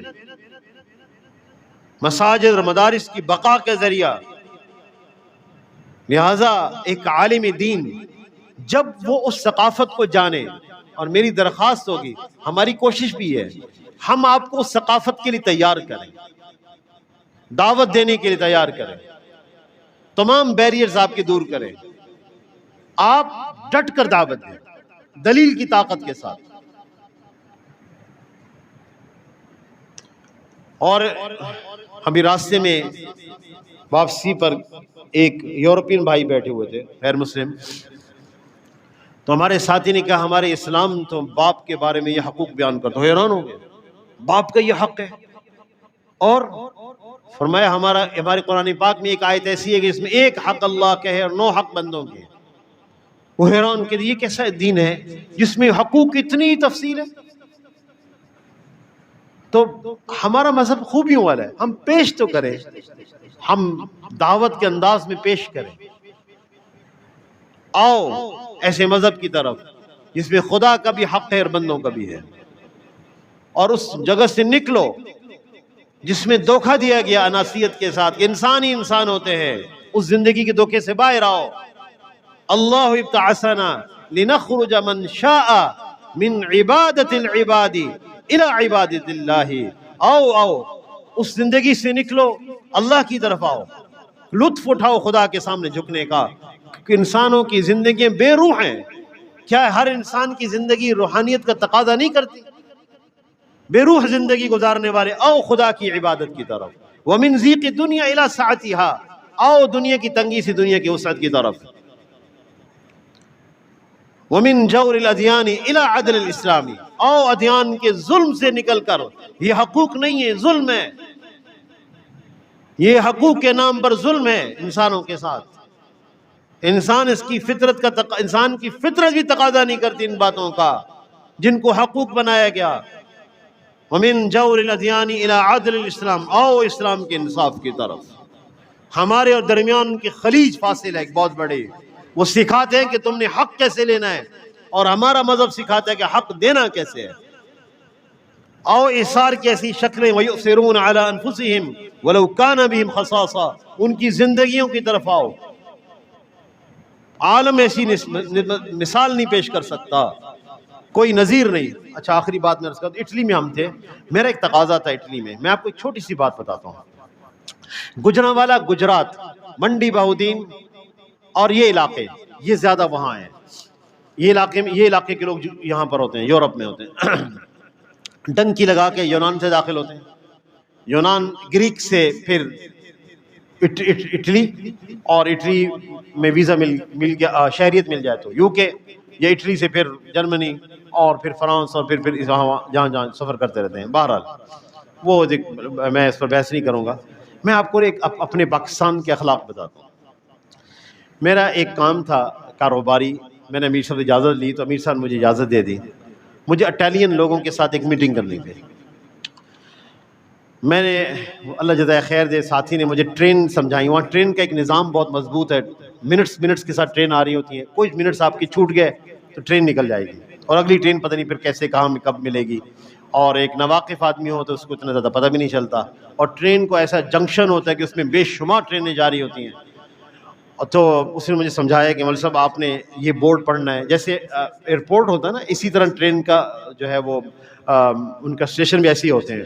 اس پہ بورڈ پہ ٹرین کے نمبر بھی آ رہے ہوتے ہیں اور وقت بھی آ رہا ہوتا ہے.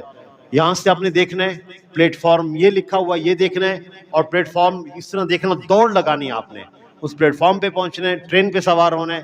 جب آپ کی ٹرین، جب آپ اتریں گے دوسری ٹرین بدلیں گے، پھر دوسری ٹرین پہ سوار ہونا. اس نے سمجھایا. میں تھوڑا ڈرا ہوا تھا، میں نے کہا یا اللہ میں گم ہی نہ ہو جاؤں. لیکن یہ ہے کہ میں جو ہے نا وہ ہمت کر گیا. میں سمجھ گیا کہ یہ پلیٹ فارم اس طرح آتے ہیں، نمبرنگ یہاں ہوتی ہے، پتہ یہاں سے چلتا ہے.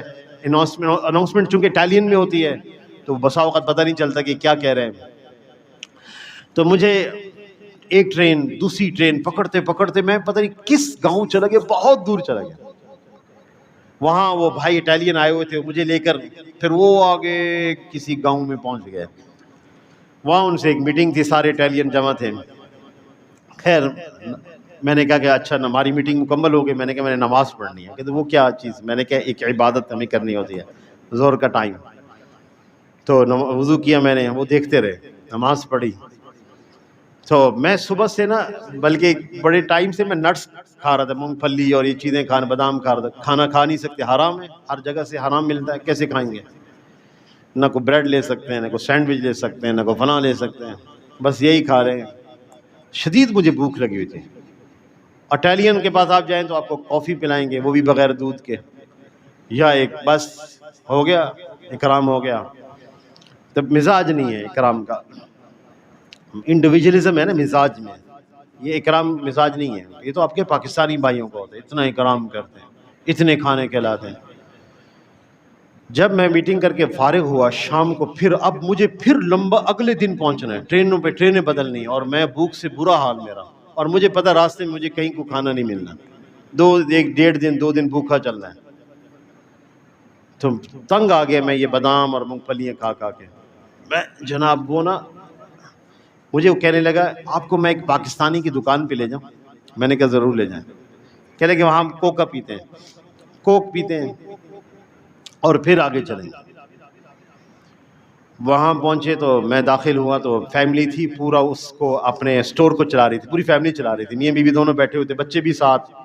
اور ان کے وہ ایسے ہی ہوتا ہے وہاں کو، اور ساتھ تھوڑا خدمت کے لیے مل جاتا ہے. کوئی ملازم کو آدمی رکھ سکتا ہے وہاں پہ، اتنا مہنگا ملازم ہوتا ہے. ہر آدمی کہتا ہے چلو مل جل کر خود ہی چلاتے ہیں اسٹور. چھوٹے چھوٹے بچے بھی بڑے بچے بھی سب مل جل کر اسٹور چلا رہے تھے.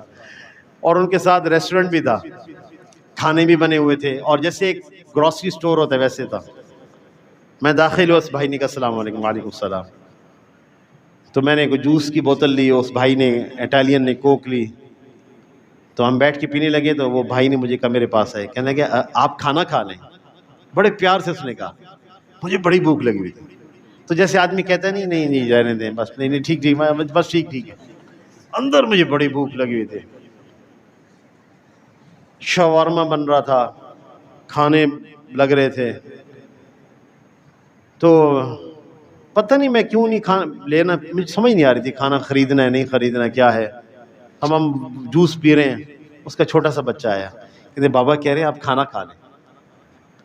اب میں نے کہا نہیں میں ٹھیک ہوں, بس سے اب ہم نے جانا ہے آگے, جو سفر ہے جلدی پہنچنا ہے, ٹرین ہے. وہ خود چل کر آئے میرے پاس, کہنے لگے بھائی جان آپ کو نا بڑی بھوک لگی ہوئی ہے, آپ کھانا کھا لیں. اتنے پیار سے اس بندے نے کہا, اتنے پیار سے کہا کہ مجھے ابھی تک یاد ہے.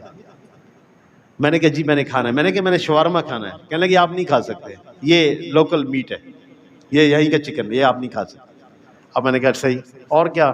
کہنے کہ یہ بھنڈیاں ہیں, یہ چاول ہیں, چنے ہیں, یہ دال ہے, یہ ہے یہ. میں نے کہا مجھے تھوڑا سارا ایک پلیٹ میں ڈال کے دیں. تو جب میں کھانے لگا تو بچے سارے گئے وضو کر کے میرے ساتھ آ کے کھڑے ہو گئے. بچے وہ مجھے سورۃ فاتحہ سنا رہے ہیں, کوئی بچے مجھے تلاوت سنا رہے ہیں. کہتے بابا کہہ رہے ہیں کہ ان کو قرآن پاک سنا کے آؤ. تو مجھے وہ سب سنا رہے ہیں بچے, میں کھانا بھی کھا رہا ہوں, ان کا قرآن بھی سن رہا ہوں. تو اٹالین جو تھا نا وہ مجھے دیکھے, مجھے بار بار کہے, مسٹر فوبیو تھا وہ, مسٹر فوبیو مجھے کہتے ہیں یہ آپ کا کیا ریلیشن ہے, ریلیشن کیا ہے, تعلق کیا ہے؟ میں نے کہا کوئی ریلیشن نہیں ہے. کہہ لگے کیسے ہو سکتا ہے بغیر ریلیشن کے؟ تو خیر خاموش ہو گیا. یہ چیزیں حیرت انگیز ہیں نا ان کے لیے, تصور بھی نہیں ہے نا. کوئی کسی کو کھانا پوچھے, کھانا کھانے کے بعد میں نے ان کو پیمنٹ کرنی چاہیے, ناراض ہو گیا. یہ غلط بات ہے, یہ غلط بات ہے. ہماری خوشی تھی کہ آپ کھانا ہمارے یہاں کھائیں. آپ کہاں سے آئے ہیں؟ میں نے کہا میں پاکستان سے ہوں, ہماری جماعت آئی ہوئی ہے فلاں جگہ, ہم اتنی دور آپ ٹھہرے ہوئے ہیں. کہنے کہ ہاں تھوڑے سے مسلمان ہیں, کوئی مسجد نہیں ہماری, ایک مسلح ہم وہاں نماز پڑھتے ہیں. تو میں نے کہا وہاں اجتماع کے لیے ہم آئے, تو آپ کا تو اجتماع ہونے والا ہے. کہنے لگا اچھا پھر ہم تو انشاءاللہ اجتماع میں بھی شریک ہوں گے. تو پیسے میں بالکل ہرگز نہیں لوں گا, یہ غلط بات, یہ بری بات. کتنے کھانا ہوگا؟ 5 یورو کا ہوگا, 10 یورو کا ہوگا. تو جب ہم نکلے تو اٹالین مجھے کہنے لگا اس نے پیسے نہیں لیے, کیسے ہو سکے؟ میں نے کہا بس یہ ہمارا ایک رشتہ ہے اسلام کا, اور اللہ نے ہمارے ملک والوں کو مہمان نوازی کی خوبیوں سے نوازا ہوا ہے. یہ جو گجرات کا منڈی کا علاقہ ہے, یہ سادے لوگ ہیں, سیدھے سادے لوگ ہیں. ٹھیک ہے پڑھے لکھے بھی ہوں گے, دیہات کے لوگ وہاں گئے ہوئے ہیں زیادہ, دیہات کے لوگ. تو دیہات کے لوگوں میں بے لوث اکرام ہوتا ہے. اچھا لوگ نا سادہ ہیں سارے, اکثر دیہات سے گئے ہوئے ہیں, پڑھے لکھے نہیں ہیں. تو ایک میں جب واپس آ رہا تھا تو میری ایک ٹرین مس ہو گئی. اوہو, بلزانوں میں میری ٹرین مس ہو گئی. ٹرین مس ہو گئی تو مسئلہ ہو گیا. اب آپ کو کوئی سمجھ نہیں آتا کہاں جانا ہے. آپ تنہا کھڑے, اسٹیشن بھی کئی منزلیں نیچے کئی منزلیں اوپر, اور ایک جنکشن ہے, ٹرین آ رہی ہے جا رہی. وہاں مجھے ایک اور بھائی مل گیا پاکستانی. السلام علیکم جی. وعلیکم السلام جناب, کہ تسی کتھوں دے ہو؟ میں کہا جی لاہور ہوں. تے تسی میں سپینوں آیا تے میں بھی بھول گیا, میری بھی ٹرین نکل گئی, کی کرنا ہونا. میں کہا جی کوئی لبنے ہے جگہ آؤ. تو میں نے فون کیا اپنے ساتھیوں کو, نے کہا مولانا آپ نے وہیں ٹھہرنا ہے, بلزانوں والے ساتھی آ رہے ہیں, آپ کو لے لیں گے. آپ نے رات وہاں گزارنی, صبح پھر آپ کو چڑھائیں گے کس بس پہ, وہاں پہنچا دیں گے مرکز. کہتے یار مجھے بار بار کہتا یار مینوں نہ چھڈنی, مینوں پتہ نہیں لگنا کتنے جانا ہے, کتنے جانا سی. میں کہ تو سپینوں آئے ہیں یار, تینوں اے نہیں پتا؟ کہندا یار سانوں نہیں پتا کتنے جانا, کتنے جانا ہوندا. سیڑھیاں نیچے آ رہی تھی نا, وہ جو سیڑھیاں ایکسیلیٹر ہوتے ہیں, سیڑھیاں نیچے آ رہی نا, تو مجھے کہہ رہے کہ یہاں سے اوپر چڑھ جاتے ہیں. میں نے کہا بھائی یہ نیچے آ رہی ہے. کہندا کی ہویا پھر تھلے نو آ رہی تو نس کے چڑھ جاواں گے. میں نے کہا اس طرح نہیں ہوندا, جویں تھلے آ رہی ہیں نا, ایویں ایک ہور پاسوں اتاں نو بھی جا رہی ہیں. کہنا اچھا ہاں میں کہ آؤ میں تو وکھاوا اتنا نہیں جان دیا تے ادھر سے پھر سیڑھیوں سے اوپر میں کہا یار تو سپینوں آئے چودھری تینوں پتہ نہیں کس شاید ہے کہنا نہیں یار مینوں پتہ نہیں لگدا میں تے گھر دا راہ بھول جانا اچھا مینوں نہ چھڈنی یار میں کہا بھائی میرے دوست آ رہے نے میں تے انہاں نال چلے جاواں گا کہنا اچھا اس طرح میں اتنے جانا پوچھ کے آنا تو اتنے بہ کے تو نہ ہی لیں میں نے کہا بھائی میں کسی اور کے ساتھ جڑا ہوں میں کہیں اور مجھے جانا ہے تو تم اپنا کام کرو جو ڈھونڈو انشاءاللہ تم پہنچ جاؤ گے ایسی بات نہیں ہے لیکن بہرحال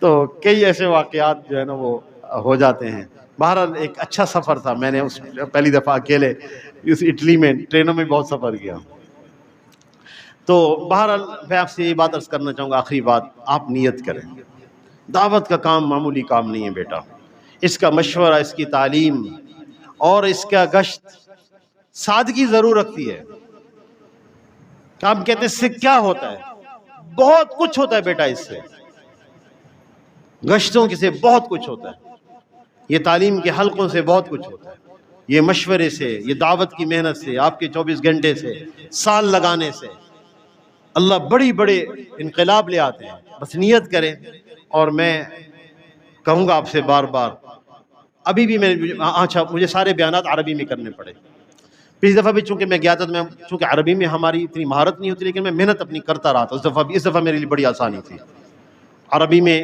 بیانات مجھے اردو سے زیادہ آسان معلوم ہوتے تھے زبان کھل گئی تھی روزانہ صومالی عربوں میں بیانات روزانہ ترغیب اور مزہ بھی آتا تھا قرآن کی آیات پڑھیں ترجمہ کرنے کی ضرورت نہیں احادیث آپ پڑھیں استنباط کریں نکات بیان کریں تو میرے لیے بڑی آسانی اللہ نے کر دی جو اس موقع پر مجھے موقع ملا لیکن میں ہر بیان سے پہلے اپنا سوچتا بھی تھا اس کو لکھتا بھی تھا کہ میں اپنے الفاظ کو صحیح سے صحیح بول سکوں اس میں خطا نہ کروں خطا پھر بھی ہو جاتی تھی ہم عرب نہیں ہیں اور لیکن اس کے باوجود الحمدللہ ایک عربی میں بیانات کا موقع ملا دوسرا جو مجھے احساس ہوتا رہا وہ انگلش میں بیان کا جگہ ایک تقاضا یہ ہوتا تھا آپ انگلش میں بیان کریں تو جرمنی کے علاوہ جرمن انگلش نہیں بولتے جانتے ہیں نہیں بولیں گے نفرت کرتے ہیں آپ کسی سے پوچھ لیں انگلش میں کوئی راستہ آپ کو یوں دیکھتا رہے گا اور جب جانتا ہے انگلش آپ کیا کہہ رہے ہیں نہیں جواب دے گا یار مطلب ہمیں آپ سے پوچھ لیں کہ راستہ کدھر جاتا ہے وہ ایسے دیکھ رہے گا آپ کو دیکھ لے گا سمجھ نہیں آپ کیا کہہ رہے ہیں جان بوجھ کر انگلش نہیں بولتے جرمن اور فرانس کے لوگ بھی ایسے ہیں باقی سب یورپ انگلش بولتے ہیں سیکنڈ لینگویج انگلش ہے چھوٹے بچے انگلش بولتے ہیں لیکن اپنی لینگویج کو ترجیح دیتے ہیں پڑھتے بھی اسی لینگویج میں ہیں تو اس میں انگلش کا مجھے احساس رہا کہ مجھے بولنے پر قدرت نہیں ہے اور میں بول نہیں سکتا تو لہٰذا میری ارادہ ہے کہ میں اس دفعہ میں اپنی اس کمی کو پورا کروں الحمدللہ عربی پر تو ہم نے بہت سارا قابو پا لیا یہ کہ عربی تکلم کی اس کی ہمیں ضرورت نہیں ہوتی عربی بیانات میں ہماری ضرورت ہوتی ہے میں اپنی حاجت کی بیان کروں خطابہ اور بیان اس پر اللہ کے فضل سے جمعے کے مواقع میں اجتماعات کے مواقع میں پورے مجمع سے خطاب کے مواقع میں اللہ نے آسانی کر دی جو میرے لیے پچھلے سفر میں ایک مشقت اور مشکل تھی محنت آدمی کرے تو اللہ تعالیٰ آسان کر دیتے ہیں چیزیں لیکن بہرحال محنت کی تو بس بدستور ضرورت رہتی ہے لیکن انگلش کے بارے میں چاہتا ہوں کہ میں اپنی کمی کو پورا کروں اور میرا ارادہ ہے انشاءاللہ لیکن میں آپ سے بات اس لیے کہہ رہا ہوں آپ لوگ ان تمام مراحل سے گزر رہے ہیں بیٹا ان زبانوں پر پورا قابو رکھنا ہے تاکہ آپ کے لیے کسی قسم کی کہیں کوئی رکاوٹ نہ ہو اور دعوت کو آپ دلیل سے پیش کریں گے آپ پیش کر سکتے ہیں اور کوئی نہیں پیش کر سکتا اس لیے ہم آپ کو بار بار ثقافت غربیہ کے بارے میں حضارت الغربیہ کے بارے میں ویسٹ کلچر کے بارے میں آپ کو سمجھاتے ہیں یہ کیا ہے اس کا مزاج آشنا ہو جائیں میں اپنے مخاطب کے مزاج سے آشنا نہیں ہوں دیکھو میری بات سنو غور سے ایک ہوتا حادثہ مذہبی انسان کے اندر حادثہ ہو نا مذہبی احساس ہو تو اس کو پھر ایمان اسلام خدا اور جنت کی باتوں کا پتہ چلتا ہے ورع اور تقوی کی بات کا احساس ہوتا ہے اور جس کے اندر یہ حادثہ نہ ہو احساس نہ ہو غیر مسلم ہو اس کے لیے یہ باتیں بیکار کی باتیں ہیں جنت کی بات کون سی جنت کون سی جہنم کون سا خدا اور کیا ورع اور توکل اور تقوی وہ احمق سمجھتے ہیں آپ کو ان باتوں کی وجہ سے احمق سمجھتے ہیں حیا کون سی حیا وہ کہتے ہیں یہ بیماری ہے حیا عورت اور مرد کے مرد سے تعلق نہ رکھنا بیماری ہے۔ مسجد میں آتے ہیں کہتے ہیں عورتیں کیوں نہیں ہیں مسجد میں، اکٹھے نماز کیوں نہیں پڑھتے آپ لوگ؟ کہتے ہیں یہ جی ہم نے عورتوں کو الگ رکھا ہوا ہے۔ کہتے ہیں بیماری ہے، حاصل مذہبی نہیں ہے، ایمان نہیں ہے، احساس نہیں ہے۔ لہٰذا ان کو جو دلیل دی جائے گی وہ مسلمات میں سے ہے۔ ہئی تلک میرے پاس آؤ، تو یوسف علیہ السلام نے فرمایا معاذ اللہ، اور اگلی بات عجیب فرمائی جو میرے آپ کے لیے، انہ ربی احسن مثواج، میرا رب یعنی عزیز مصر اس نے مجھے ٹھکانہ دے رکھا ہے، تو اتنا اچھی جگہ مجھے دے رکھی ہے، تو میں اس کی شکری کیسے کروں؟ تو مفسرین نے سوالات اٹھائے کہ یوسف علیہ السلام نے یہ کیوں نہیں فرمایا کہ یہ زنا اور بدکاری بری بات ہے، امر قبیح ہے، امر شرعی ہے، امر شرعی یعنی قبیح امر میں سے ہے، شریعت کی امور میں سے قبیح امر میں سے ہے، نافرمانی اللہ کی، یہ نہیں فرمایا۔ کیوں نہیں فرمایا یوسف علیہ السلام نے؟ زلیخا غیر مسلم ہے، غیر مؤمنہ ہے، اس کو یہ کہنا کہ خدا ناراض ہوتے ہیں تو یہ کہنا بیکار ہے۔ وہ کیا جانے امر شرعی کیا ہوتا ہے، امر قبیح کیا ہے، نواہی کیا ہے، منکرات کیا ہے، اس کو کیا پتا؟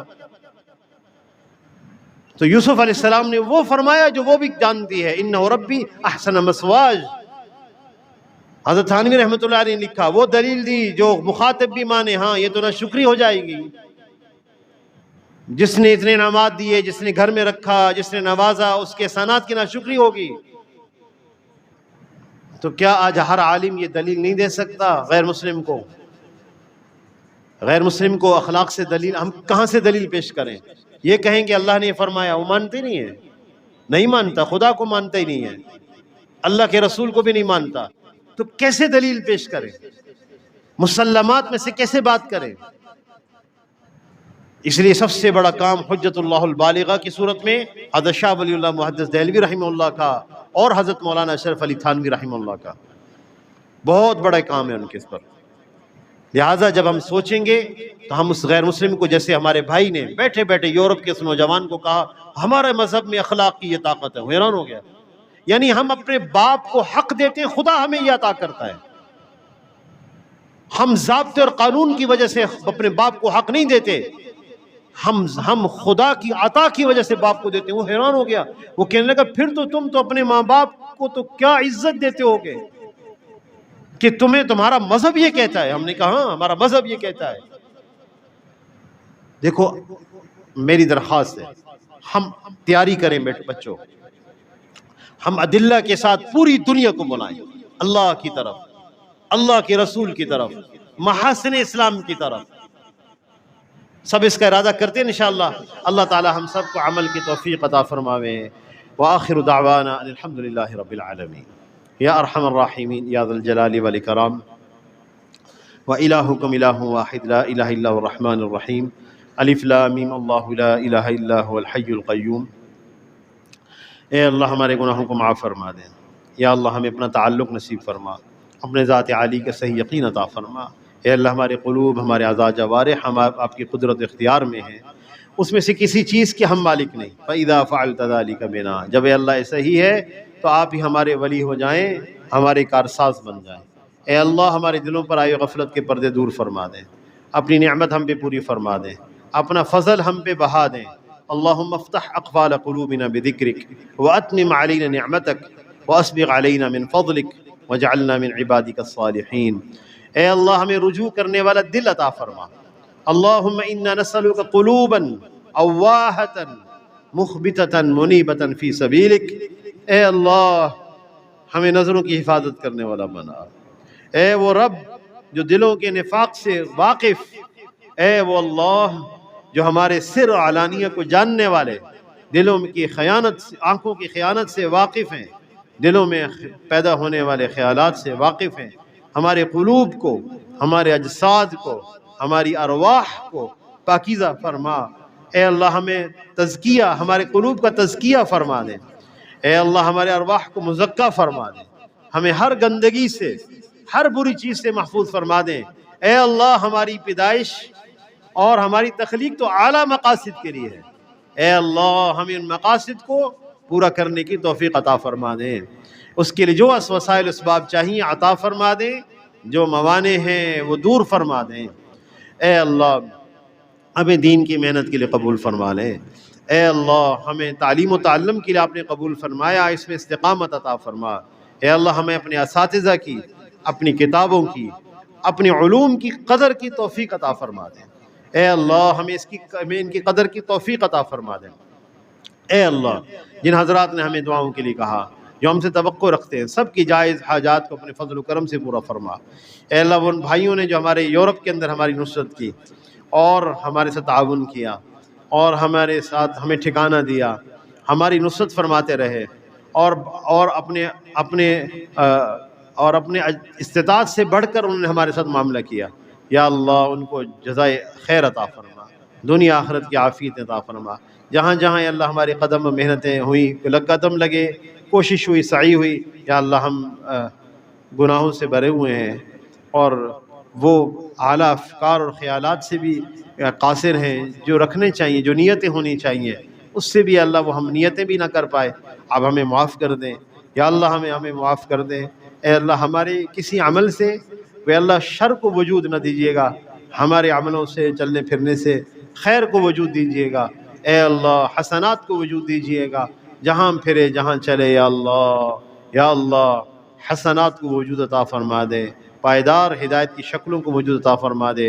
اے اللہ ہمارے بچوں کو بھی، ہمارے طلبہ کو بھی، طالبات کو بھی، اے اللہ اس دین کی عالی محنت کے لیے قبول فرما لیں۔ اے اللہ ہم سب کی علت، قلت اور ذلت سے حفاظت فرما دیں۔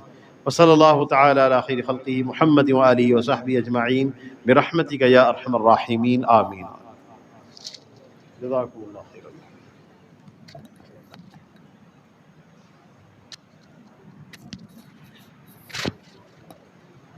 جی جزاکم اللہ، ماشاءاللہ طلبہ اب اپنے اپنے کاموں کے اندر مشغول ہو جائیں۔